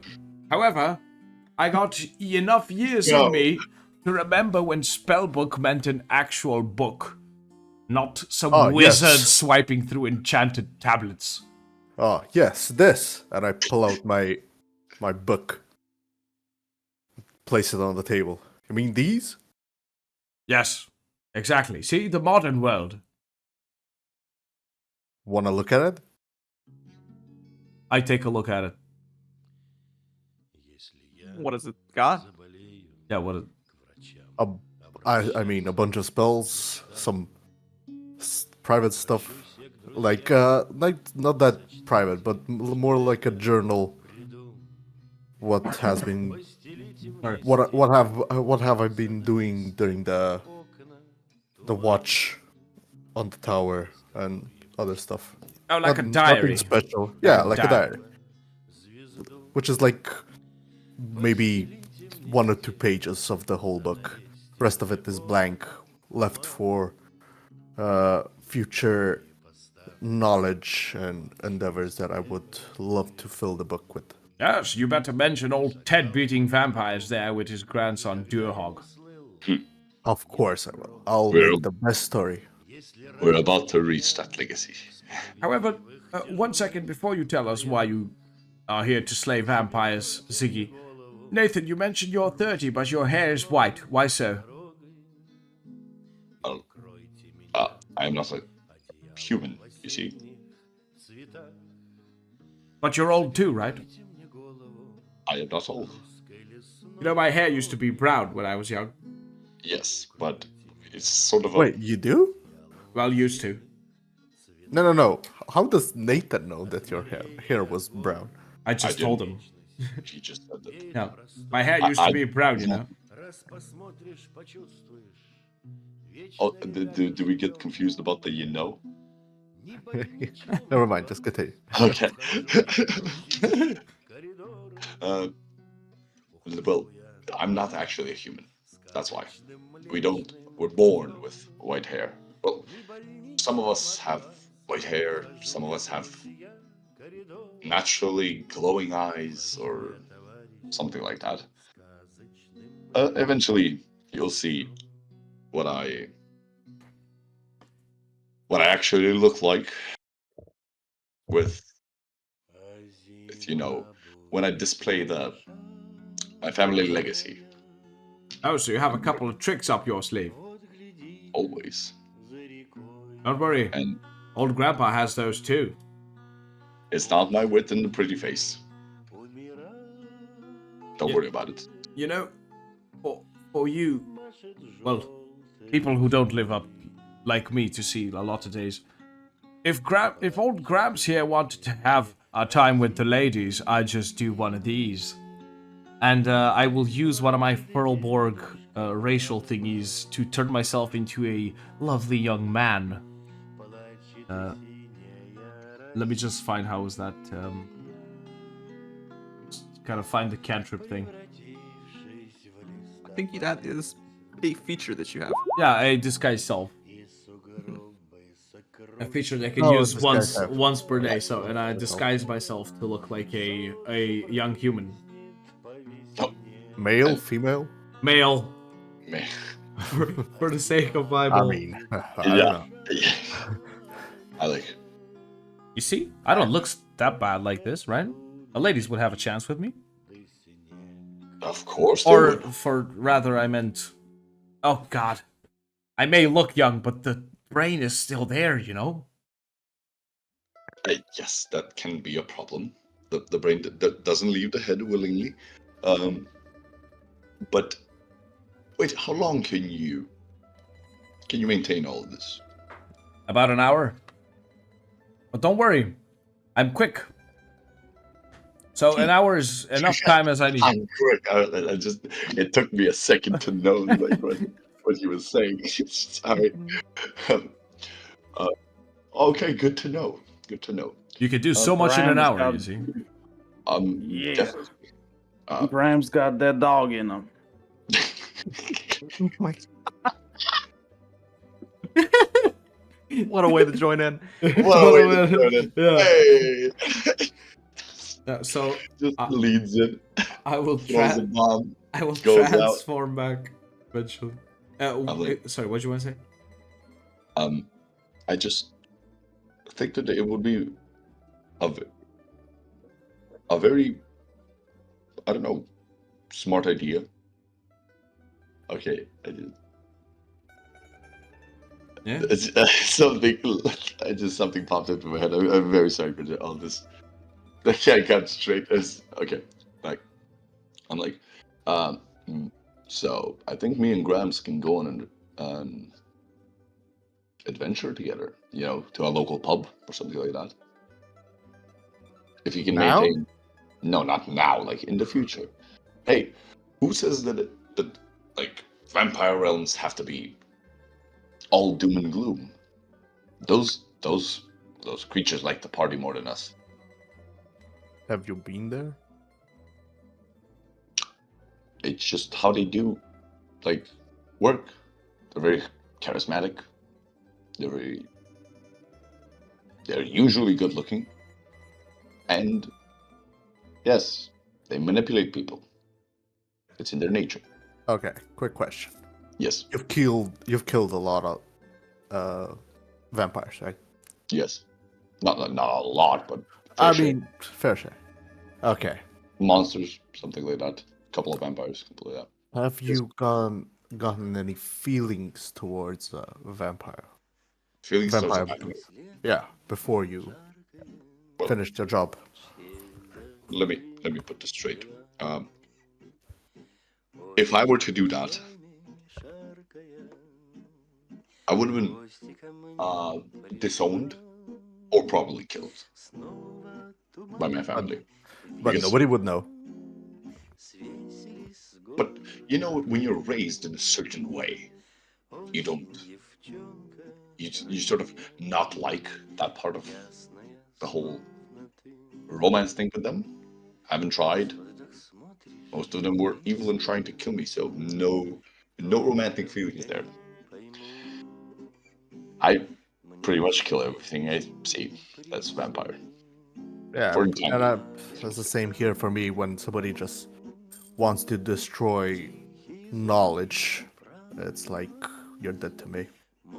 I'll do everything in my power to make you vanish from this place. You strike me as a man that's married to his work. Yes. And the family? Married. Married. No. To No, your- I mean about the married to your work. Yes. I wouldn't call it married, more of a that's my life. I take great pride in my honor, and I just obey the laws. Yeah. Just drink a couple of that glasses of that wine. Maybe things will change. I look around. Are there new like women in the? There should be in the camp. Here, there should be. What a presumption. More like So- like a band of brothers kind of thing. I didn't think it was like that. I This mean, is I don't know. I mean, you're looking around, you're about to see, you know? There should be. Wow. Fucking taking over the DM screen, putting in Uh, women, just leaving only that. Looking around, there was a mention of one Madame Eve, but here Oh, that's you why it was the do not. assumption. You said Yeah, like that there was a like, Mhm. yeah. Yeah, here you don't spot any going about the camp. Yeah, yeah. Yeah. No, just looking, Yeah. not anything. While you're I'm like, surveying, though, yes. you will see the previous cart that your common-speaking friend originally entered. You can see the door open back up, and he's kind of exiting out. And you can see he's kind of like eyeing your group as you're sort of like huddled up. He's not approaching. He's just looking towards y'all. I think somebody wants to join in. Should we invite the man? But only person who speaks. Yes, please. Yes. Yeah, perfect. Hey, quick question. He mentioned a woman by the name of Madame Eve. Am I correct in saying that? Hmm. Okay. Madame Eve. Apparently, she are like fortune.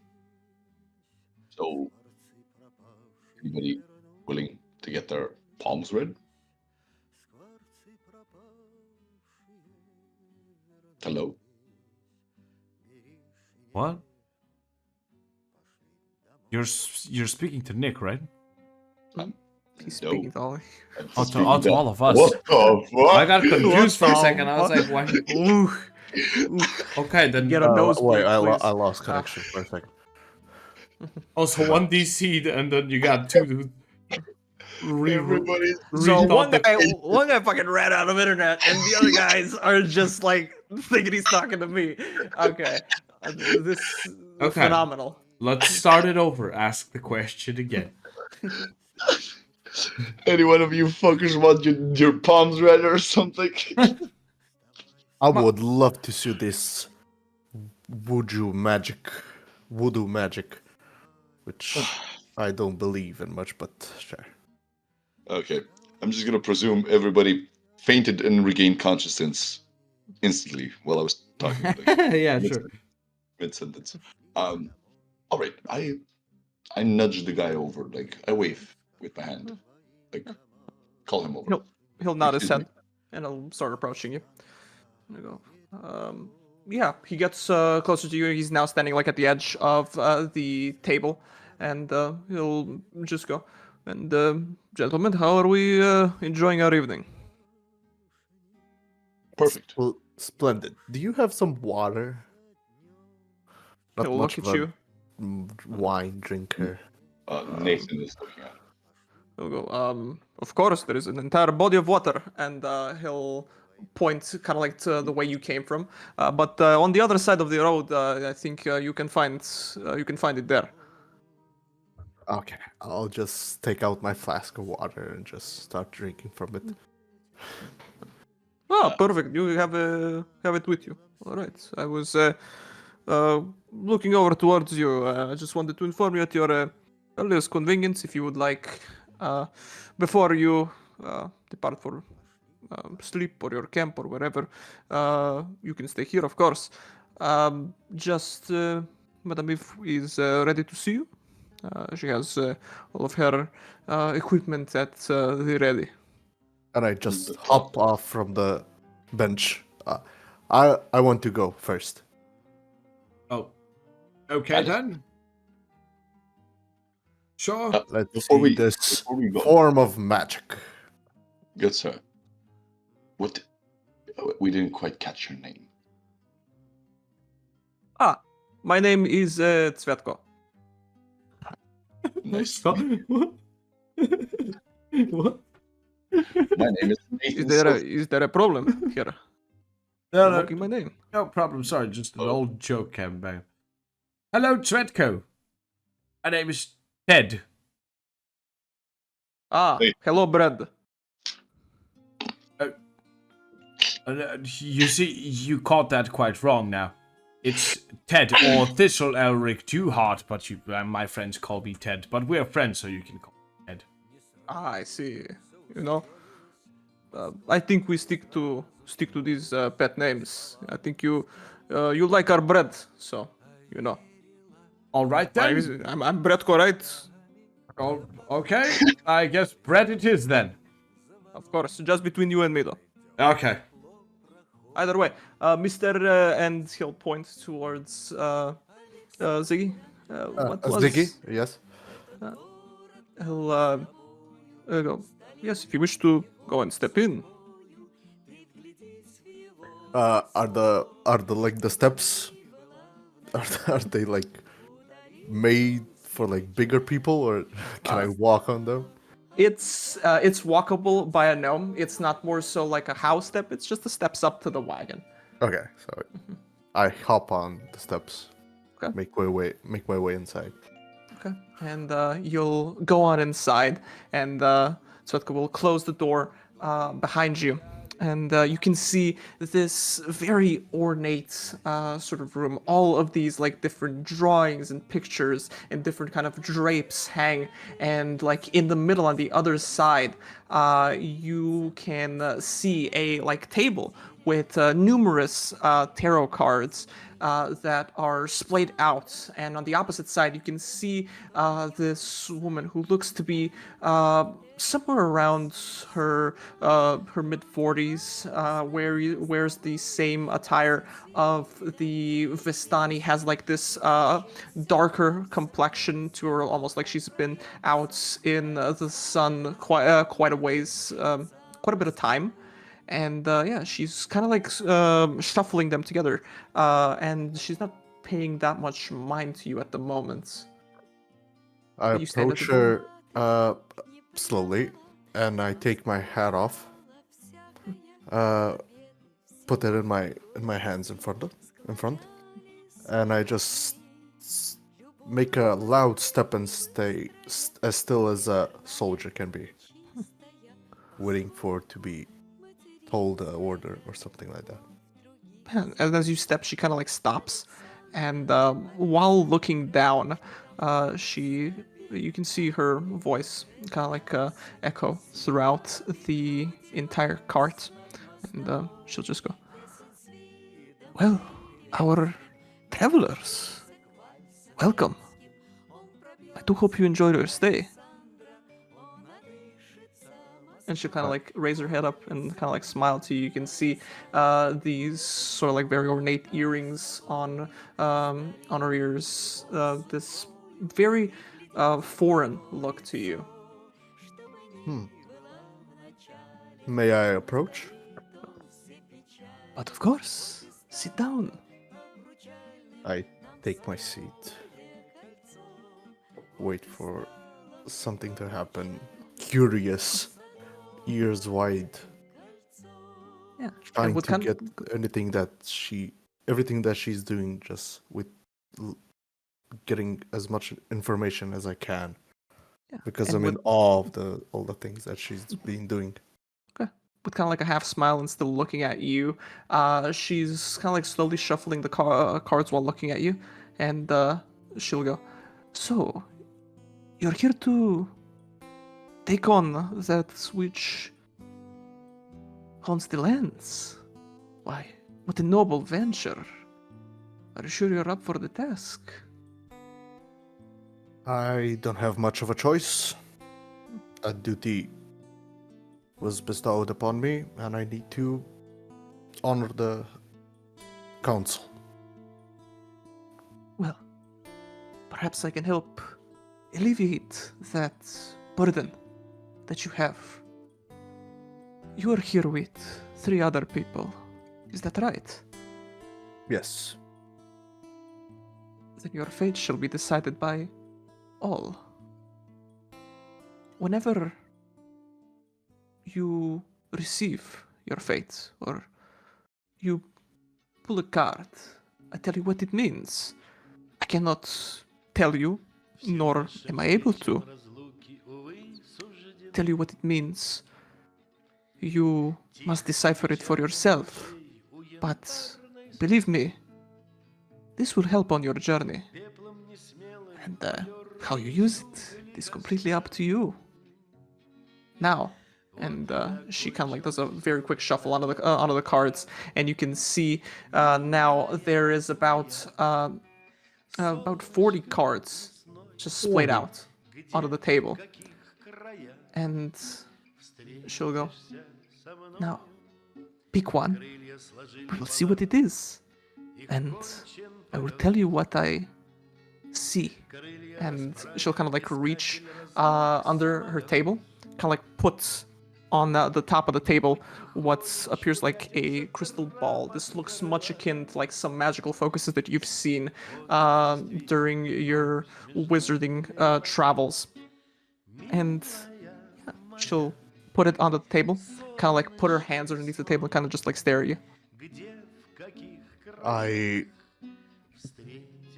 don't want to just like stand on the table and just pick the furthest card, and I just pick the one that's closest to my right hand. For reference points, we have rolled these cards previously, and now they're about to be revealed for what results each player has gotten.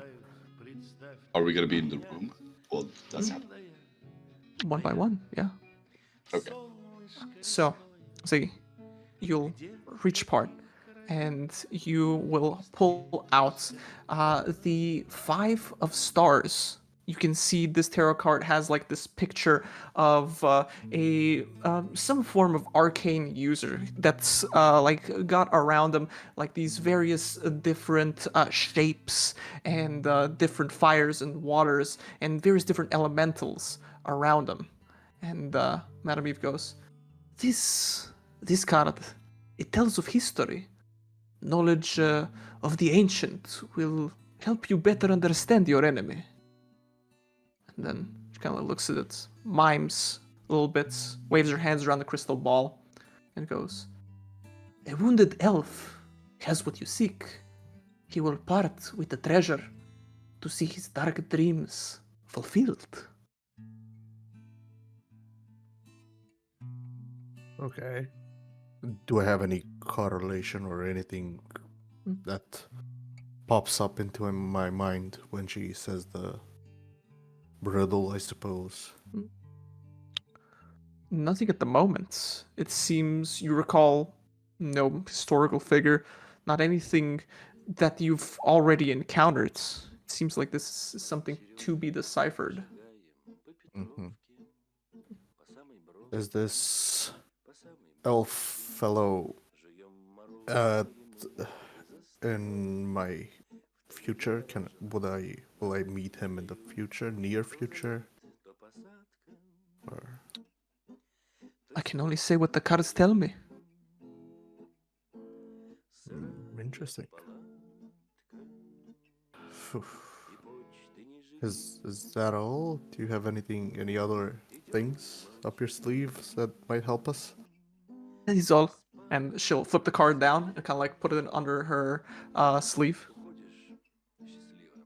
And I just get out of my chair, make a salute, put my hat back on, and just get out. She'll wave you off. Everybody else is gonna see Ziggy hop out of there. Just go back to the table with the guys. So what happened in there? Thoughts? Well, there was magic. I'm sure of it. Some crystal balls and some tarot cards, I suppose. Did it feel sinister? No, actually. Quite helpful in some sort. Maybe in our adventure, it might help us a bit. But she said that it would help us at least. She's trying to help us. Oh. That's the whole point of it. I think you should write that down Oh yeah. Before so I you don't forget it. forget it. Yeah, before I forget it, I just take ink and a feather and just start writing in my book. I suppose it's a riddle that she told me, or a prophecy, or something like that. Something like that. Yeah. It is thoroughly written down. How does this work? Do we all enter? I suppose one by one. I like look over to somebody to give me advice. Okay, Nathan, you go next. Got you, Grandpa. Let's go one by one then. That's how Let's we go. started, right? So you go. All right. You can see Nathan going into the realm of magic that is her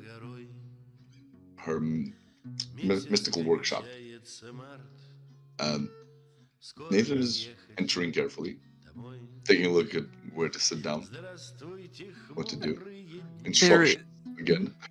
yeah, there's a very whenever you enter in, there is a very obvious chair on the opposite side of Madame Eve, and now she's sort of paying attention to the entrance of the cart, and you can see she's able to lock eyes with you, and with the same kind of like smile that she gave Ziggy, she'll kind of like motion you down to take a seat. I, I take a seat as that's happening. Like, pleased to meet you, Madam Eve. My name is Nathan Silver. Or you might have known that before because of your profession, of course. Well met, Mr. Silver. And she'll kind of shuffle the cards again. And you go, what do you seek to accomplish here? You fancy yourself a good hunter? Is this the cream of the crop you're after? Well, not in particular, because as I am a hunter, like you said, I am this particular problem is more of a path to redeem myself, to prove to the people around me and to the families that were harmed in what happened in my private life to be untrue and that I'm guilt-free and innocent. That pretty much sums it up from Then my take your pick. point of view. I take a card from the middle. Okay. You'll take it and you'll flip it over, and it is the Three of Stars. This one depicts sort of like a another arcane figure who is in the process of sort of like working on some form of item, enchanting it. And whenever you flip it over, Madame Eve will go, "This card, it tells of a powerful force for goods and protection, a holy symbol of great hope." As she's hovering over the crystal ball, I see a kneeling woman, a rose of great beauty, plucked too soon. The master of the marsh knows of whom I speak. You can see Nathan is intrigued, but he is a lot more confused. Mm, I'm sorry, I haven't experienced something like this before. I don't know how to comprehend all of this. As riddles are, you must forge your own path to understanding. I am gonna follow it. I have no idea where it is going to lead me, but I hope it's for the better. I just take the card. Oh, not take the card. Like, just hold it up in my hands. Try to memorize the figure on the thing. And just gently put the card down as I'm walking outside. She'll take it, Thank pocket you. it under her wrist. And, yeah, with that, she'll wave you off as well. As I'm going outside. Well, friends, I am even more confused right now. Same here. This is going to be a lot harder than usual missions go. Otto, what We are- what happened in there? Did you pick a card as well? Yes, I Right. picked a card. I picked a card from the middle of the deck. It said it depicted a kneeling woman of some sort, and But of great beauty, and some master of the marsh knows something. I have it written down. I'm writing it down as we speak. sounds like a load of baloney to me. No wonder they're the Balonians, right? All right. I guess Please do it's... not disrespect the people that are No, reading our fates. they gave me Or reading stew, our fates. so I will be respectful. Yes, They fed me tonight and my grandchild. wise grandpa. Okay. Oh, my back. I take a look, like try and help him up. Don't worry, I'm fine. Here we I'm go, fine. man. You can do it. Nope. And I start heading to the wagon cabin, whatever. Yeah. All right. And I go inside. Good evening. I tend to notice, is this Madame Eve a older looking female? She's on like above her middle ages, you know, middle of 40, something like that. She's on the older side. I go to take off my hat, but then I notice that I don't wear one because, you know, out of signs of respect. Oh, silly me. Then I just go to sit down on the chair, if there is one. Yeah, there is. Yeah, you kind of like squeeze in. You're a bit big. You know, the roof's much better whenever you're sitting down. You kind of had to lean as you were entering in. But yeah, you'll sit down, and Madame Eve will go, "Well, hello, Grandpa." The name's Ted, Madame Eve, please. It's very well. And she'll kind of like look towards the cards. Oh, I just get to pick. Okay, so we start this immediately. Okay, you know I'm not too much of a believer in this magic, but okay, I'll just play along for now, and I'll just pick one at random. And you'll flip over the 5 of glyphs. And you can see depicted on it appears to be some form of nature-like figure. Oftentimes, you've seen these people. It's some form of druid. He's like in the process of either conversing or interacting with some various critters and animals. And whenever you get a view of this, Madame Eve will go, "This is a card of power and strength. It tells of a weapon of vengeance, a sword of sunlight." And she'll Oh, hover hands. An evil tree grows atop a hill of graves where the ancient dead sleep. The ravens can help you find it. Look for the treasure there. it can't be more ancient than me, right? Aha. Aha. She'll shrug and kind of like lean back as you cough. Apologies. I did not mean to, it's just the years are getting back to me. So what you're saying is I'm looking for a dead tree and apparently a graveyard, yes? That is up for you to interpret. Okay. I've never done, as I start to stand up from the chair and go to the door, kind of like talk to myself out loud. Never done much grave digging back in my days, but maybe that's what we're here for, and I go to exit the thing. Oh, and good evening, Madame Eve. Good evening. I mean, good evening is when you greet someone, so this would be like... what's Farewell. the English term for, like, to say goodbye in the evening? I'll just say Sleep. farewell. I'll just say farewell. Sleep good. Sleep good. I'll just say farewell. Okay. And I head back to the boys. Right. So apparently, we have to look for an evil tree at some kind of graveyard. Have any of you dug up graves before? Nathan? What? What? Do I look like a grave robber to you? Just maybe a little bit. I would assume maybe Durhog is one, but I mean, I've been with him for the last couple of years, so he isn't one. I've only Shame on you for that thought, Gramps. technically I've opened up coffins, not dug up graves, but yet it's sort of the same thing. So I That- can handle myself. There's treasure to be found, So grave robbing. I assume. I take a look at the general. I'm like, you're gonna be in one hell of a ride.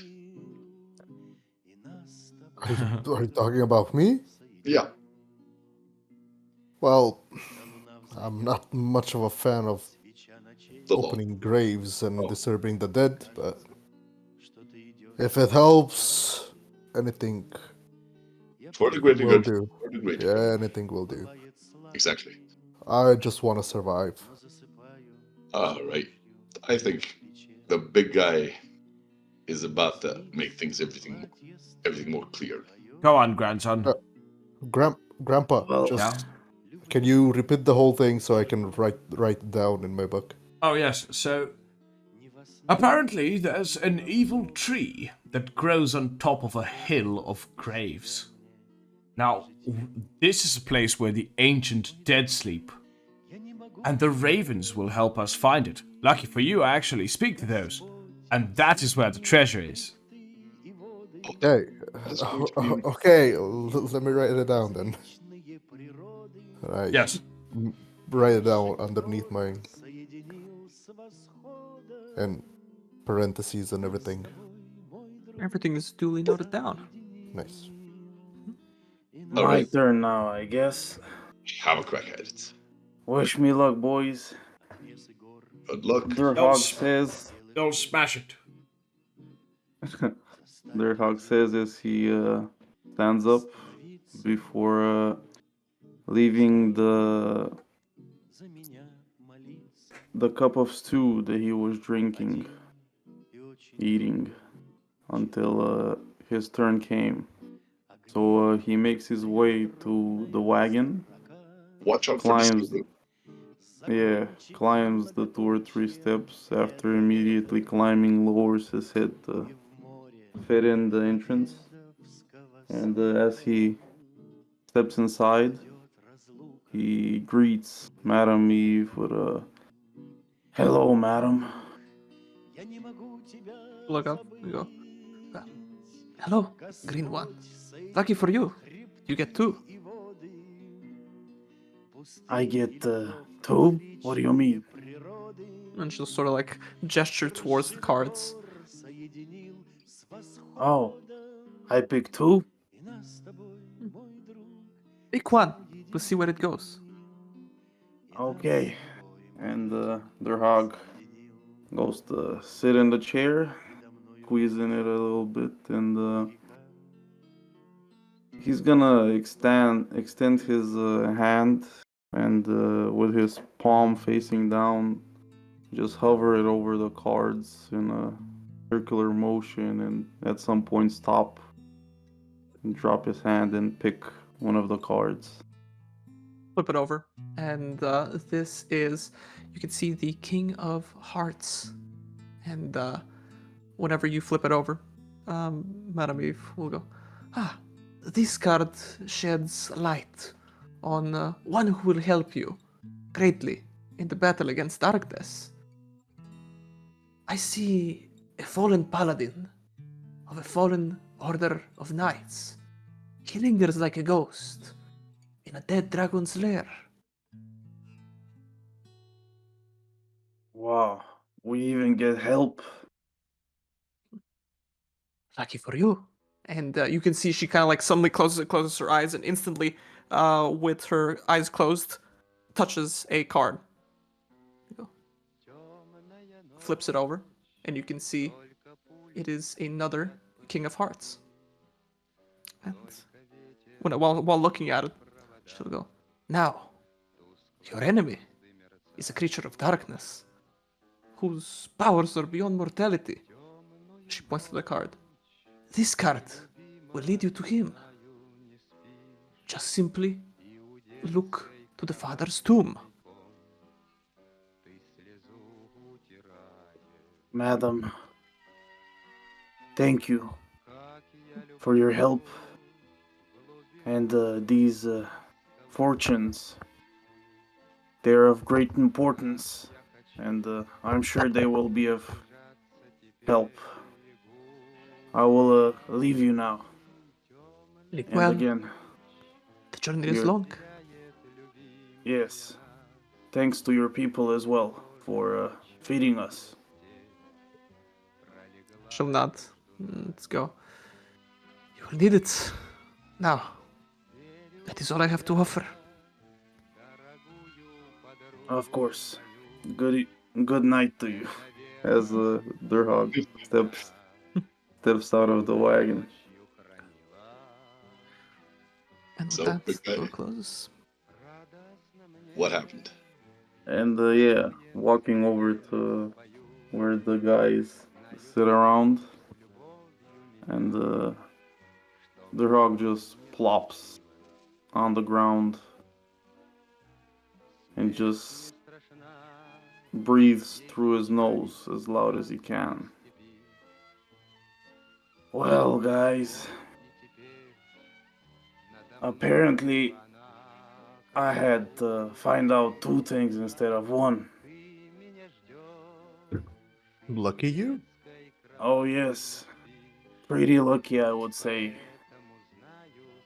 So, we're gonna have to find some kind of lost companion that is apparently gonna be of great help. Wait, Uh, we get backup? as I recall, the madam's fortune was that she saw a fallen paladin of a fallen order of knights. He lingers like a ghost in a dead dragon's lair. Interesting. I can would write love this to down. see a dead dragon. I would like to see who can help. I thought we were going at this alone. Ghosts?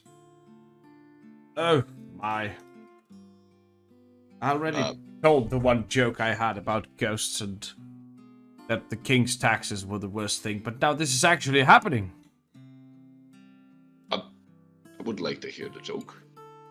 I mean, I told it again, but I'll say it once more. Ahem. I got Did it not enough say years in Wait, me. why? I got enough years in me to remember when the king's taxes were the worst thing to fear. Not witches, goblins, or that cursed stew my old nan used to make. Tasted like sock. Or dead badger if you're lucky. Interesting. Cursed stew. That's bound to kill a monster.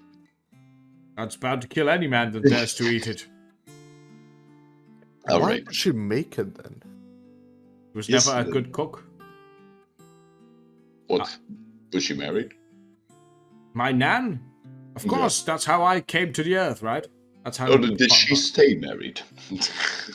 I don't remember. That happened like 300 years ago. I think so. Fair. However, I am the cook now, so when we ever have a chance, I will rat up a meal for you. And nevertheless, we have gotten something that's bound to help us during our travels. But for now, I'm sorry if I'm a little bit too forward with the whole I want to have a drink thing. Because I have been sleeping in a cell for the past couple of days, I would like a warm fire, a couple of drinks, Yes. and just to hit the hay. Yes, we can. Does anybody have something important to tell us? Why, yes, I forgot the second fortune. Second? Oh, That yes. is very important. Go ahead. Oh, I opened my book again. Yes, Patiently waiting. little Ziggy, write that down. The madam said we should search for the father's tomb Why? Oh, why? That is going to be the location. This is her words. She just said Of the for the father's tomb. Yes, that would be the location of the great darkness we set out to find. So the Great Another Darkness has father issues. another dead body disturbed. Great. Don't Yes, we all? we're not letting people rest in our adventures, no. So, This is so against my whole code. oh, you'll learn to love it. Uh, As I you can might see. just, Yeah. I might just not do. I might not be near you, but maybe you'll do all the necromancy shit. Oh, don't worry about it. I'll throw you a skeleton arm or something as a No, souvenir. no. All right, no more necromancy talk. Let's hit the bed. It's getting late, Yes. ladies and gentlemen. Yes. Or gentlemen, rather. I don't see much ladies here. Nope. As the night is like going on, Nathan's plan is just walk around and just talk to the the only person locals? that speaks. Yes, I'm presuming that's the only person that speaks common. So off to Tvetko. All right. Yeah, you can see as all of you were exiting out. He's sort of like sitting on a tree stump around the campfire, always like having a glance and look towards you. Hello again. Oh, hello. We would like we would like some clarity, but I don't think you can offer any much more than the riddles given to us. Regarding Well, what? Regarding what kind of monsters are we gonna have to be dealing with? He'll kind of like shrug and go. That is not for me to say. You may encounter a whole manner of things. It is rather unpredictable. But I'm sure you'll get the gist whenever you arrive. Just take great care to walk slowly. No? Walk slowly. Noted.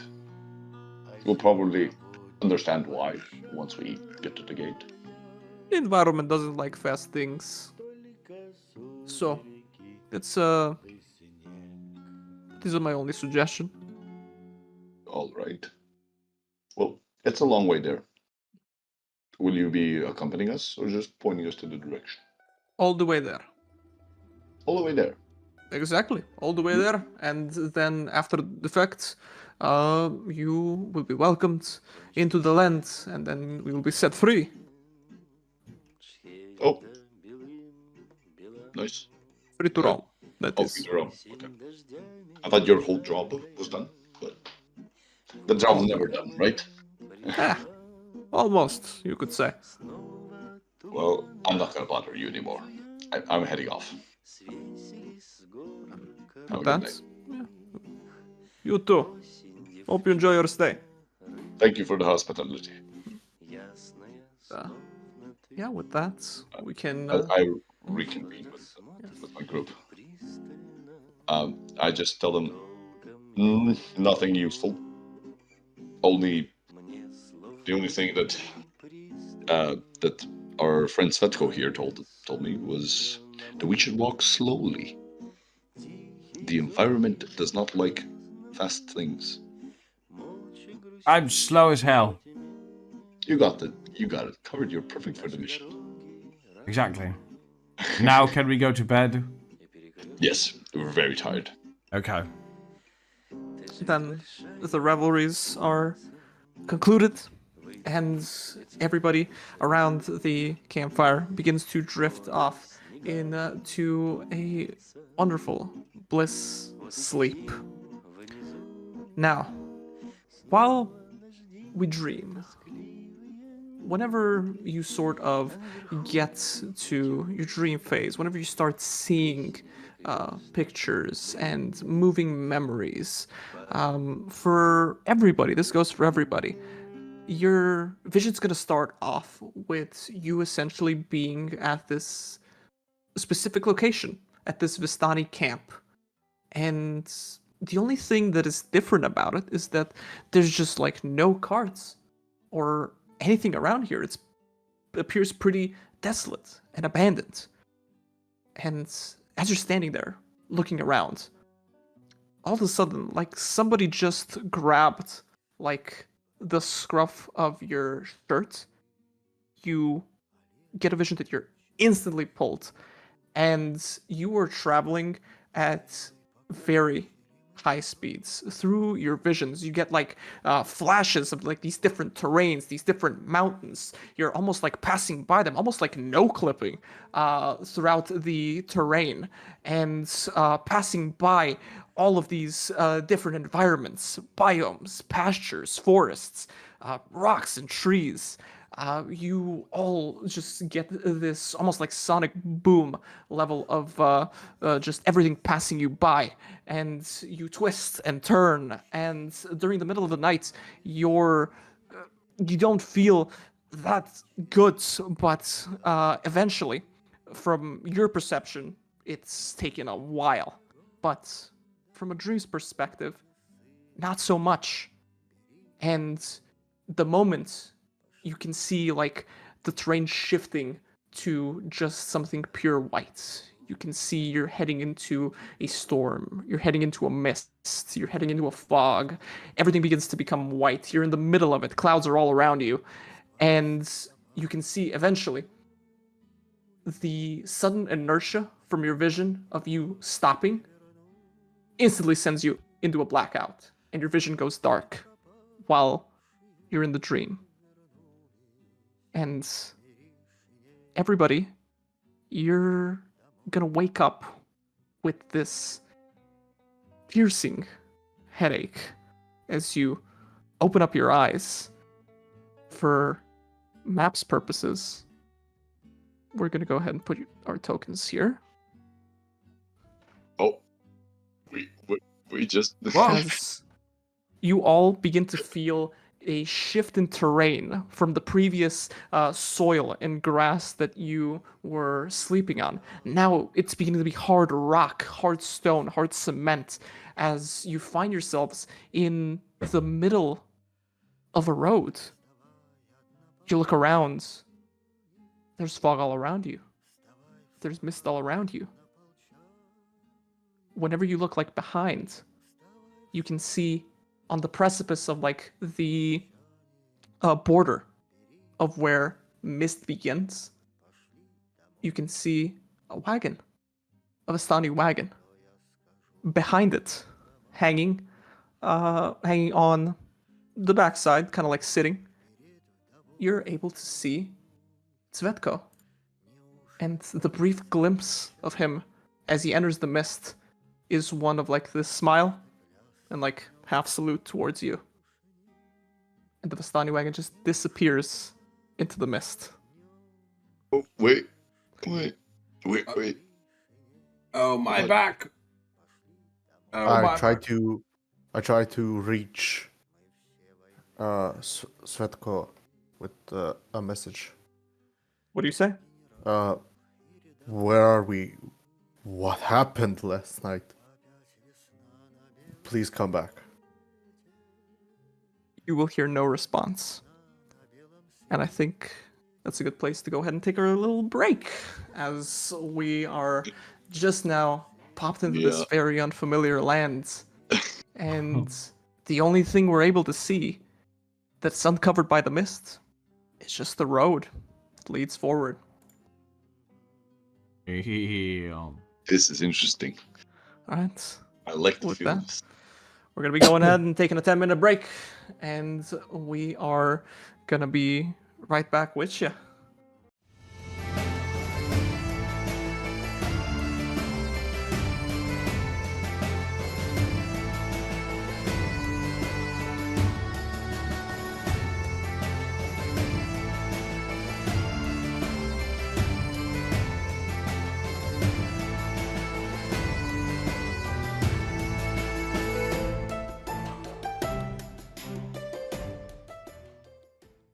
All right, and we're back. Welcome back, everybody. I think last time we found ourselves was in the middle of a road surrounded by mists. Our guide and the only common speaker just left us, and we're out in the middle of the roads. And I believe Ziggy just tried to give him a little message that he either did not receive or he just did not answer. So, what's everybody doing now? My back. Everybody's freshly knocked out as we're getting to our senses. Like, There's fog everywhere, right? Yeah, the only place that is not fogged up is the road that leads forward. Oh, well, at least we know where we're going. right. Hey, Gramps, you okay? Yeah, I'm okay. A little bit of a hefty sleep. Because apparently we just... I don't know how we came from a forest to a... well, rocky steppe land, whatever this is called. But it's okay. Just crack the back a little bit. We didn't overindulge in the drinking last night, did we? I hope so. I mean, I hope not. You hope so. I hope so. Nope, this is not one of the good timing drinks. Yeah. Maybe it was the witch that threw a spell on us. Yeah. At least they kept the promise of accompanying us right to the gate or to the entrance. What a chauffeur. I'm presuming this is where we need to be. Were we drugged or something? Do we feel some kind of dizziness or? Just feel like you woke up after a very bad hangover. So we did drink. Maybe it was. Maybe it was the alcohol. So, yeah. All right. As we're Okay, getting then. to ours, I'm taking a look at the road leading forward. Like, what's happening? Like, Yeah, only you can road? see there is different environments on opposite sides of the road. You can see on other sides there are these sort of like black pools of water on either side. They're like puddles, but you can see they're nearly completely dark. Whenever you kind of like look over at them, they kind of like mirror you. And you can see as well there's these giant trees on both sides of the road. Their branches, half of them are within view, and the other half of kind of like clawing at the mist and going into the mist. I start moving towards along the path Yes. without Let's saying go anything. forward I'll and just- see what actually is, right? Let's go. Very well. So, with this, how are we? What's our marching order? How we walking to there? Are we going 2 by 2 now that we're in unfamiliar lands? And what's our marching order looking like? I would say we would be going 2 by 2. Yeah, The same. the same way we were walking before, I see. Yeah. I mean, So Yeah. this way is forward. You can Oh, angle yourselves for- however you'd like for to. a second, on the map, I see Curse of Strahd. Correct. Okay. Okay, we're supposed to see that. Okay. Yes. Yeah. We are playing Curse of Strahd. Yes. No, No, like we're seeing the I'm seeing the logo.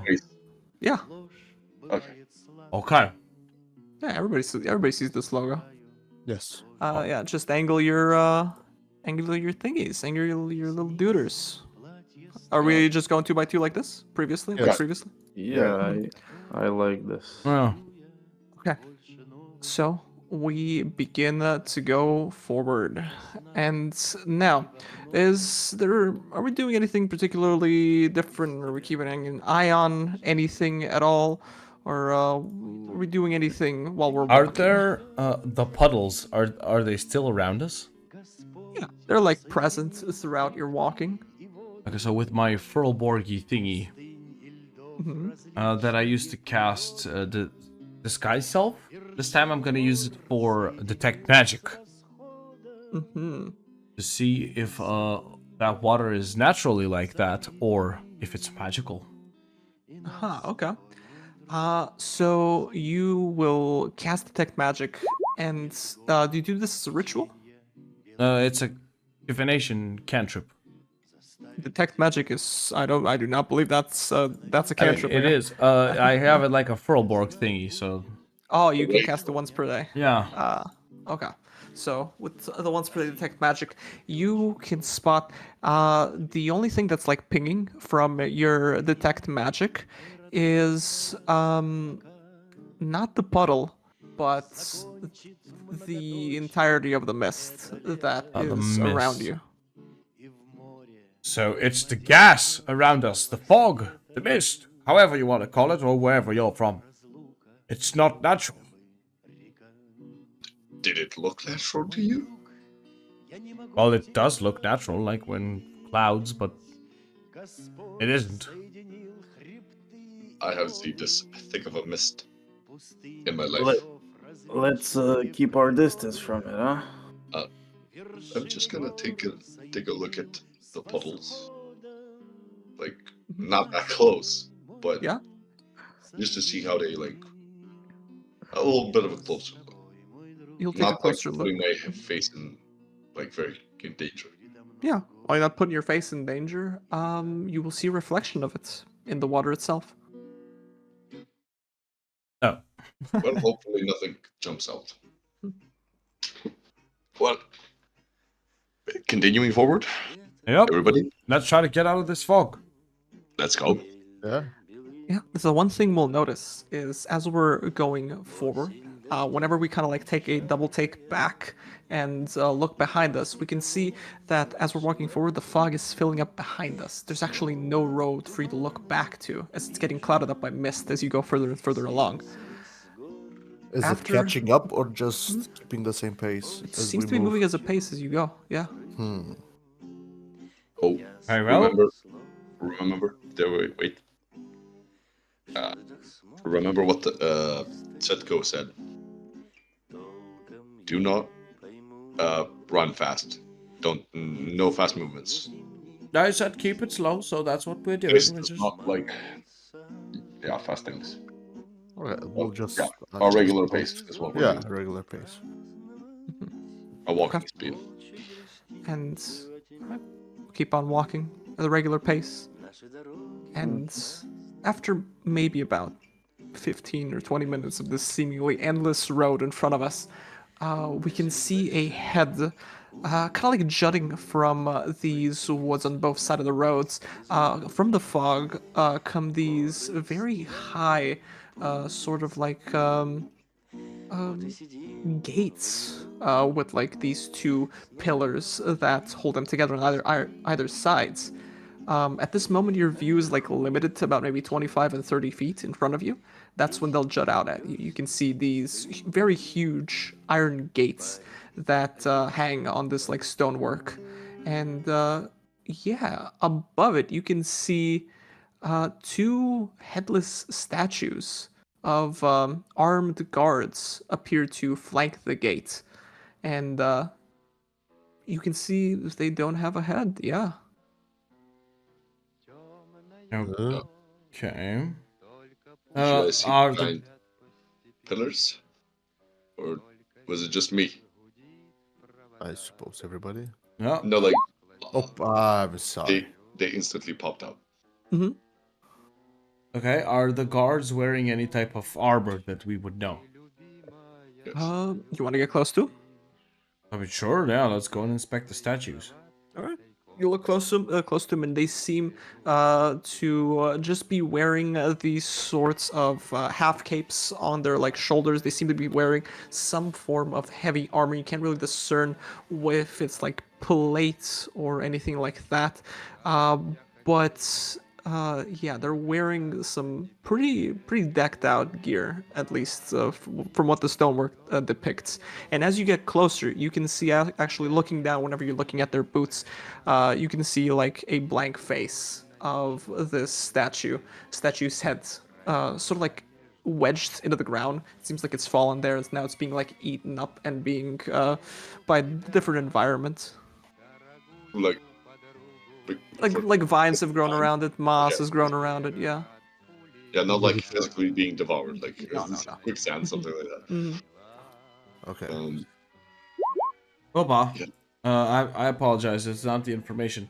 But what would mold earth do to this? Or is that only for dirt, not for You can excavate. Dirt. Portion Stone of as well. dirt a or, dirt or stone? I'd say this falls under the category of dirt. Yeah. Do you want to cast Mold Earth on this? Yeah. Okay. Yeah, but If you but this- target an area of loose, excavated, move along the ground. You can cause shapes, colors, or both to appear on the dirt stone, spelling out words. We're looking at the excavation thing. If you wanted to get rid of the dirt Yeah, sure. on the. Yeah, let's Okay. clean the. Hold on 1 second, fellas. I did a little bit of work back in my days. Yeah, I'll try to Yeah. clean the dirt out of the statue. And With see that, if the it different reads moss. something. Yeah, with that, the moss kind of like loosens up, detaches, and it's just on the ground. The the head of the statue itself seems pretty clean now. And an unfamiliar face. Uh, you look at it. You've never seen this guy before. Very well, I got nothing. Good job, old man. You fixed the statue. Grandpa, did. Yes, did you put the statue's head? I just cleaned it up. Or did you put it in its place? No, I can't lift that thing. If one of you big boys wants to carry it up to the top of the statue, please be my guest. Do you want Maybe me to, another Gramps? day. Do we just put the head back? Because I'll try something stupid. So to put it into perspective, the statues themselves are big enough to where they're about maybe 4 times your height in oh, 4 times your height. That's kind of how they're positioned at the moment. Okay, Also, so they're big, huge. big Huge. statue. Big. To put it into perspective, like how big these gates are. This is like looming type of shit. Yeah. Yeah. This is Mhm. like if you wish to show visual representation, that's how it looks like. okay. That's big. And then, did we try the gate? Maybe it's just open. It's a big hole. Yeah. The gate is there. Okay, can we just go through it? Yeah. Who wants to try it? I can't push that thing. Durhog. What'd you Well, do? this calls for some brawn, Yes. and I step in front of the gate and try to push it open. What is it? Like double doors. Yeah, Gate it's a type of gate? double gate. So yeah, like put my stretch my arms out, put my palms on either ending of the gates, and just push them So open. So Durhog, what'll happen as you go to try and reach for the gates? As you get maybe about 2 or 3 inches away with your hands, the gates will instantly kind of like gain some form of inertia, and you'll hear a "eh" as they'll begin to open up. And you didn't touch it, but they'll automatically kind of like to their fruition open up fully. What? Durhog is strong. That's my boy. Well, that wasn't me. What do you mean? I mean, I know I have the muscles and everything, but I just kind of lightly pushed, and just when I was about to give it my all, it kind of did it on its own. It's a possessed gate or something? Maybe it's just an entrance. Maybe it's Nothing is- calling us inside. Well, we don't have any other way. Yes, we can't go We're inside going this. right now. You So- think it's welcoming us, Gramps? Of course it is. I mean, look at this cloud around us. I got enough years in me to remember when cloud storage meant hiding your gold in a tree and hoping your neighbor didn't find it. But now you younglings just look what is this? All right. This- Enough reminiscing of the past. Very well. Let's just go through the gate. Okay. Worst thing that can happen. Come on. We're walking. And you walk past the gates, and as you get, Wait, you can. one second. As we're like walking, like literally right next to the gate, I just look left and right. Do I see anything? What are you Under- looking for exactly? Can I see through the mist, or is like the mist like literally kissing the wall? Up to a certain point, it's nigh impenetrable to see anything. The most vision you can get is about 20 to 30 feet in front of you. Okay, so that does nothing. Mhm. Okay, continuing walking forward. I'm not even gonna roll for that. Yeah. Okay. Going on forward, we passed through about 20 more minutes of just walking forward. And I'd like for whoever's in the front to go ahead and make me a quick perception check. Alrighty, Let's go. Durhog, let's go. There we go. Yeah. So, I can't see shit. yeah, Durhog.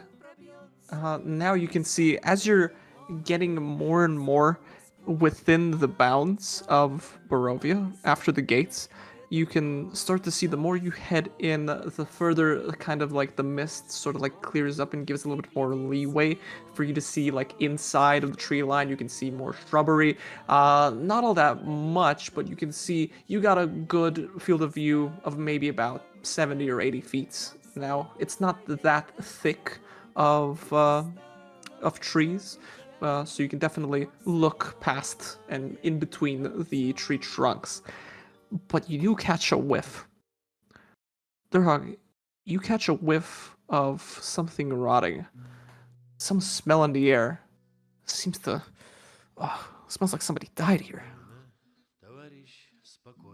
But only the smell, right? Yeah, it's Nothing coming from inside. your right, yeah. Okay, as soon as I notice the distinct smell of rotting, as you said, I stop in my tracks, raise my left hand, do a, like how the soldiers do with their hand, just extend their palm, and then close it to make a, sign to stop everybody. I And stop immediately because I recognize the. I continue by stating, I sniff first. Sniff, sniff. And hold. What's To the the hold? right. What's the hold up? Something rotting. Smells like a dead body.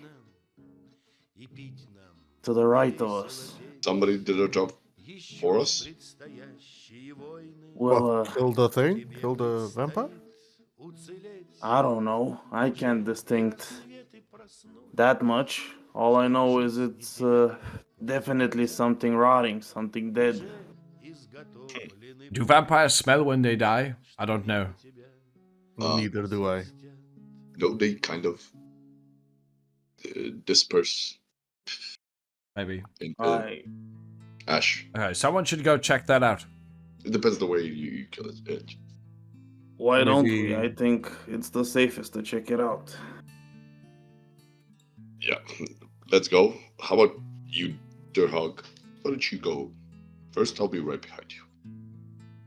Okay, We'll keep a watch from here. let's do that. I'll take the first. From where does the smell come from? Seems to be coming from over here somewhere around this area. Uh-huh. Explain to me the terrain here. The terrain here, whenever you What go is this? down, so this appears to be this is a tree. It's pretty big, so the roots of it are kind of like overgrown and above the ground. Yeah. But I can Uh, see through like here. You can see through like here, not through here. This is the main stump that you can't see anything through. Like over through this tree stump, you can like see here, like around here, you can see. Yeah. This makes sense.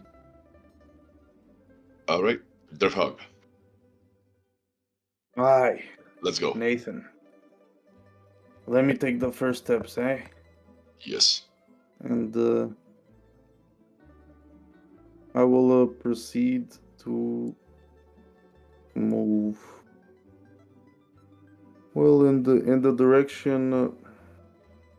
Could you point me? Is the smell coming from the direction of the stump? Yeah, somewhere around here, this direction. Yeah. I'm gonna approach the stump first. Trying to take cover behind the tree, not get seen before I see whatever it is rotting. Okay. Then go ahead. Do you want to approach stealthily? Stealthily, yes. Okay, go ahead and make a stealth check and then move square by square towards your destination. Yeah, let's see how the stealth rolls. Yeah, 13 on the stealth. All right. Yeah. And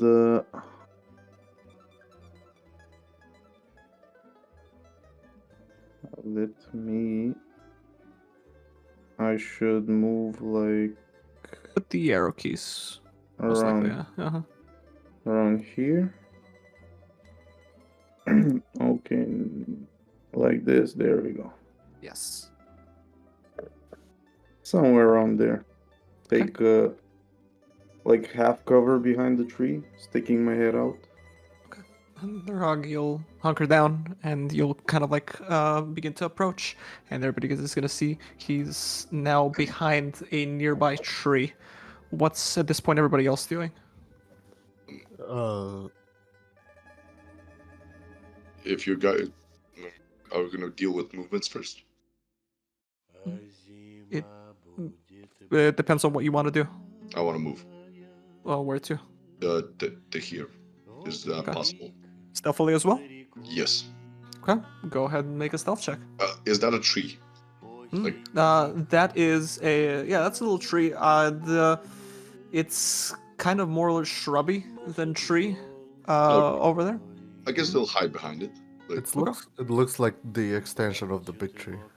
Yes. there you go. Nathan as well. You'll get a lower posture, and you will start to go to that direction. And eventually, you're both kind of like flanking each other, and you're kind of like at the same position I can here. be here, right? Mm-hmm. Can I move like to the? And I'm just taking a look. Yeah, go ahead and make a perception check. While that's happening, what about Ziggy and Ted? I'm trying to get on this like broken down part of the tree to get some like height to see what's happening. If I can see anything. Good enough. You'll be able to easily mantle up here to get a medium creature-sized view of the place. Yo, Allah. That was a roast. Okay. You gotta move it yourself, Zeke. Yeah, yeah, Move yeah, yourself. yeah. Okay. Ted is just gonna move up like somewhere here, so he's a little bit closer to the other boys, right? Fellas, do you see anything? Still waiting for God to tell me if I do. So, Nathan, what you'll spot is kind of like around and over this trunk over here. You can see almost like hooked on it appears to be like a leg that goes down to here. out of view. A leg. Yeah, like a leg, almost like somebody stripped over this log, and the leg is kind of Lo- like positioned, like still tripped. Oh. I'm like, I think we have a. It is something. I think somebody was trying to run away from something and caught his leg on a tree stump and ripped it. I think he had some help. Maybe he was just lost in the mist. Maybe he was running from something and got caught. I'm gonna scavenge around. That's possible. Okay. What's Moving, your pathing then? Yeah. like moving from here? Like you're just gonna nudge over to this tree, just nudge over to here. Like, doing a little bit of a circle, you know. Hmm. Okay, fair enough. Hopefully as well. Yeah. So yeah, we'll just take the 17. As you kind of like maneuver from here to here, are you still like keeping eyes on the trunk Yes, then? yes. Yeah. You can see, as well. There appear to be different crows too that have been gathered around that area as well. But even from this angle or FOV here, you still don't get a good look at the body itself. Crows. Crows, yes. What, like, are they? Do they look undead crows or like just regular crows? I mean, from this distance, they look like regular crows. I'm like, should I move forward? Where are they flying to? Basically, what direction are they going towards? Think they were on top of the body. Yes. Also, so they're going like this. Okay. Are they feasting on the leg or are they just. They're not feasting at the moment, you see. They're just kind of like around it. They're just staying here and here, like whatever. Yeah, like sprinkled about the place, like here's some, and there's some around the ground here. Oh, okay. I Oh. thought there was like two crows, like literally two crows. No. That's why I asked, like. Then I'll be. Okay. Durhog, be a good boy and listen to Nathan. Me and you will start moving towards the stump. Towards the tree stump. Yes, Gramps. Let me go first, huh? I'm right behind you. I'll try to, as he walks, to keep my distance, to be at the same distance from him as I am now. So you move and I'll Right. just adjust. Yeah, Durhog's just gonna go around the tree a bit and then up with the intention to see on the other side of the big tree stump. Then I Yeah. try to Like catch up here, behind something. the old. Catch up to Ted. You can catch up. You'll take a little hut and go over there.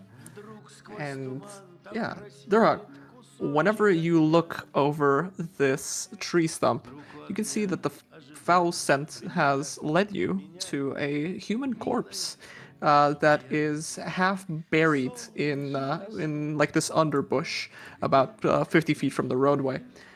Right. You can see it's a young man. He's got these clothes of like a commoner. His clothes though appear to be torn and are raked with claw marks. And whenever you kind of like get closer, the crows are gonna like fly away. And it seems like he hasn't died recently, but you will notice that he's got something clenched in his hands. Okay. So, Durhog, anything on the body? Anything there? well, I'm looking at the body, but just keeping my eyesight on the body and answering my companions. Yeah, I think I found it. It's Found it? riddled with claw marks, half buried, very tattered. It looks recent. No. Recent? Did you say recent? Yes, Gramps. Whatever did this might still be lurking around. Are you sure he didn't just trip and hit his head?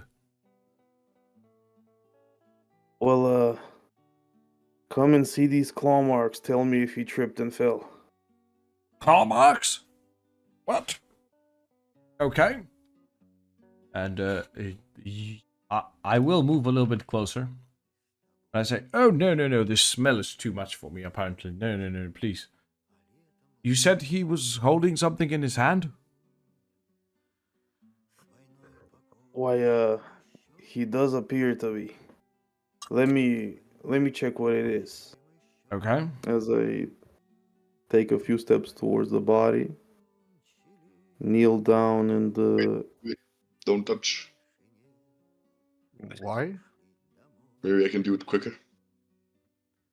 It's a dead body. Nathan, it's a dead body. Yeah, you do you. I looking at the, you said it's like clasping Yeah. whatever it has in its hand. Yeah, as you get closer, you see that he's holding this sort of like crumpled envelope in one of his hands. Mm-hmm. So let me go ahead and start lifting finger by finger, trying to loosen the grip and then pull out the envelope. Yeah, the grip eventually lets go. With a little bit of prying, you are a pretty strong individual, and you will get the envelope. You have it in your possession now. Right, so I'm gonna not turn my back, still keep my vision like over the body and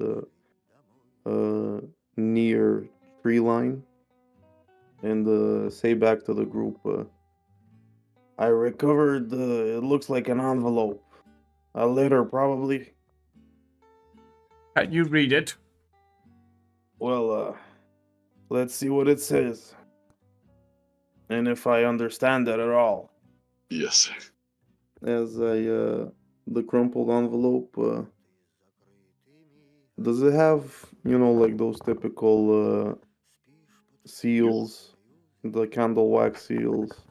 It does not. It only appears to have some form of signature at the bottom. Just a But signature, okay. yeah, this is what you're able to see. We have it over in the note-taking chat. It is in cursive, so I will spare you the horror and just put Oh. what it means. Well, yeah, you can go ahead, but it's quite readable, surprisingly. Oh, come on, read it then. Um, I do the following. I, the Burgomaster of Barovia, send you honor with despair. My adopted daughter, the fair Irina Kolyana, has been these past nights bitten by a vampire. For over 400 years, this creature has drained the lifeblood of my people. Now my dear Irina languishes and dies from an unholy wound caused by this vile beast. He has become too powerful to conquer. So I say to you, give us up for dead and encircle this land with the symbols of good. Let holy men call upon their power that the devil may be contained within the walls of weeping Barovia. Leave our sorrows to our graves and save the world from this evil fate of ours. There is much wealth entrapped in this community. Return for your reward after we are all departed for a better life. Signed, Kolyan Indirovich, Burgomaster. Lifting. Great I, heavens. What happened here? A fella had a run-in I guess with the big darkness in this area, huh? I don't think this is the king himself. Or somebody of his. I think this is some kind of Maybe a treasure hunter. Because riches in this land. yes, maybe. Well, as I read, he's the Burgomaster of Barovia. It does seem like a title, but I'm not familiar with. Yes, but not. It's just signed by him. The letter is signed by him. Are y'all Seem like- yelling to each other at the moment from across the terrain? Well, yeah. We're not doing that. Well, We're speaking a little louder, not We're reconvening. yelling, but yeah. Ziggy is opening his book with the couple of the riddles that Madame Eve gave us, and one of it says, "An evil tree grows atop a hill of grace where the ancient dead sleep. The ravens can help you find it. Look for the treasure there." No. Oh well, I may ask the ravens something then. Are there If you can. are there still ravens around? As soon as Durhog approached, they kind of like flew off as he gained proximity to them. No. Oh, never mind. Maybe you could have done it before. Maybe I could Never have. mind. Maybe, Never maybe. Next time, then. I'm gonna try and. Can I? This looks like a tall tree. Mhm. Can I climb up on it? Yeah, sure. Go ahead as you start climbing over there. Give me a quick perception check as you go further in. What am I gonna see? Probably something. Let me see if you see. Okay. So as you get to about here on like the side of this tree, you are gonna notice something coming kind of like from north side from you, out of the woodworks, and you can see like a pair of green eyes kind of like staring at you from the shrubbery over here in this direction. Shit. Are they? You look Wait, around and you can see another pair over here. Another pair over here. I back the fuck off instantly. All And I'm right. like, watch out! Eyes, Watch out from eyes, here. From what? eyes up north, up Eyes? north. And I moved to like, can I move to here or something? Yeah, like you can move. You can move to there. Yeah, move your token. Why are you running? What is happening? that? Green eyes from the bushes. Like, Green to here. eyes? Yes, probably something dangerous. I Prepare.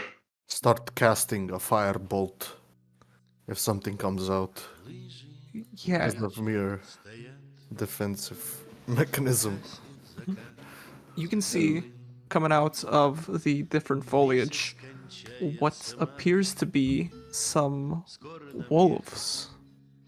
One's coming from here. They're all coming in view now. They're all kind of like hunched over and almost like ready to pounce as they're like slowly making their way towards you. And they seem to be Ooh. making like this sort of like half circle. One thing you'll notice about them compared from different wolves is that these ones have like these glowing, piercing green eyes to them. They seem to be moving with intent, no instinct. Ted, have you seen these type of wolves? Can you talk to them? My dear golly, no, I cannot. Look at them. They're not normal wolves. I cast mage armor on myself. Okay. Boom. Wait, can we? Durhog gets into stance and Do they seem unsheathes his weapons. Do they seem aggressive or just curious? They just seem to be moving towards you. Can you try talking to them? Because they could have attacked us. Oh yeah. At least me. Okay, so I will use my Furlborg thingy and try to say something to him. Let me first It's the speech of the beast and the leaf. You have the ability to communicate in a limited manner with beasts, plants, and vegetation. They can understand the meaning of your words, though you have no special ability to understand them in return. And I have advantage on charisma checks against them. And I will say, What do you want to say? Greetings, wolves. We are newcomers in your land. Please, what might be the problem? And if we do offend, we will leave. Make a quick insight check as you were looking at these wolves. La-di-da-di-da. It's opening. Insight. Yes. It's 15. You can see a couple of these wolves here kind of like do like a half stop and kind of like look towards you. And you can see them almost like show their teeth to you.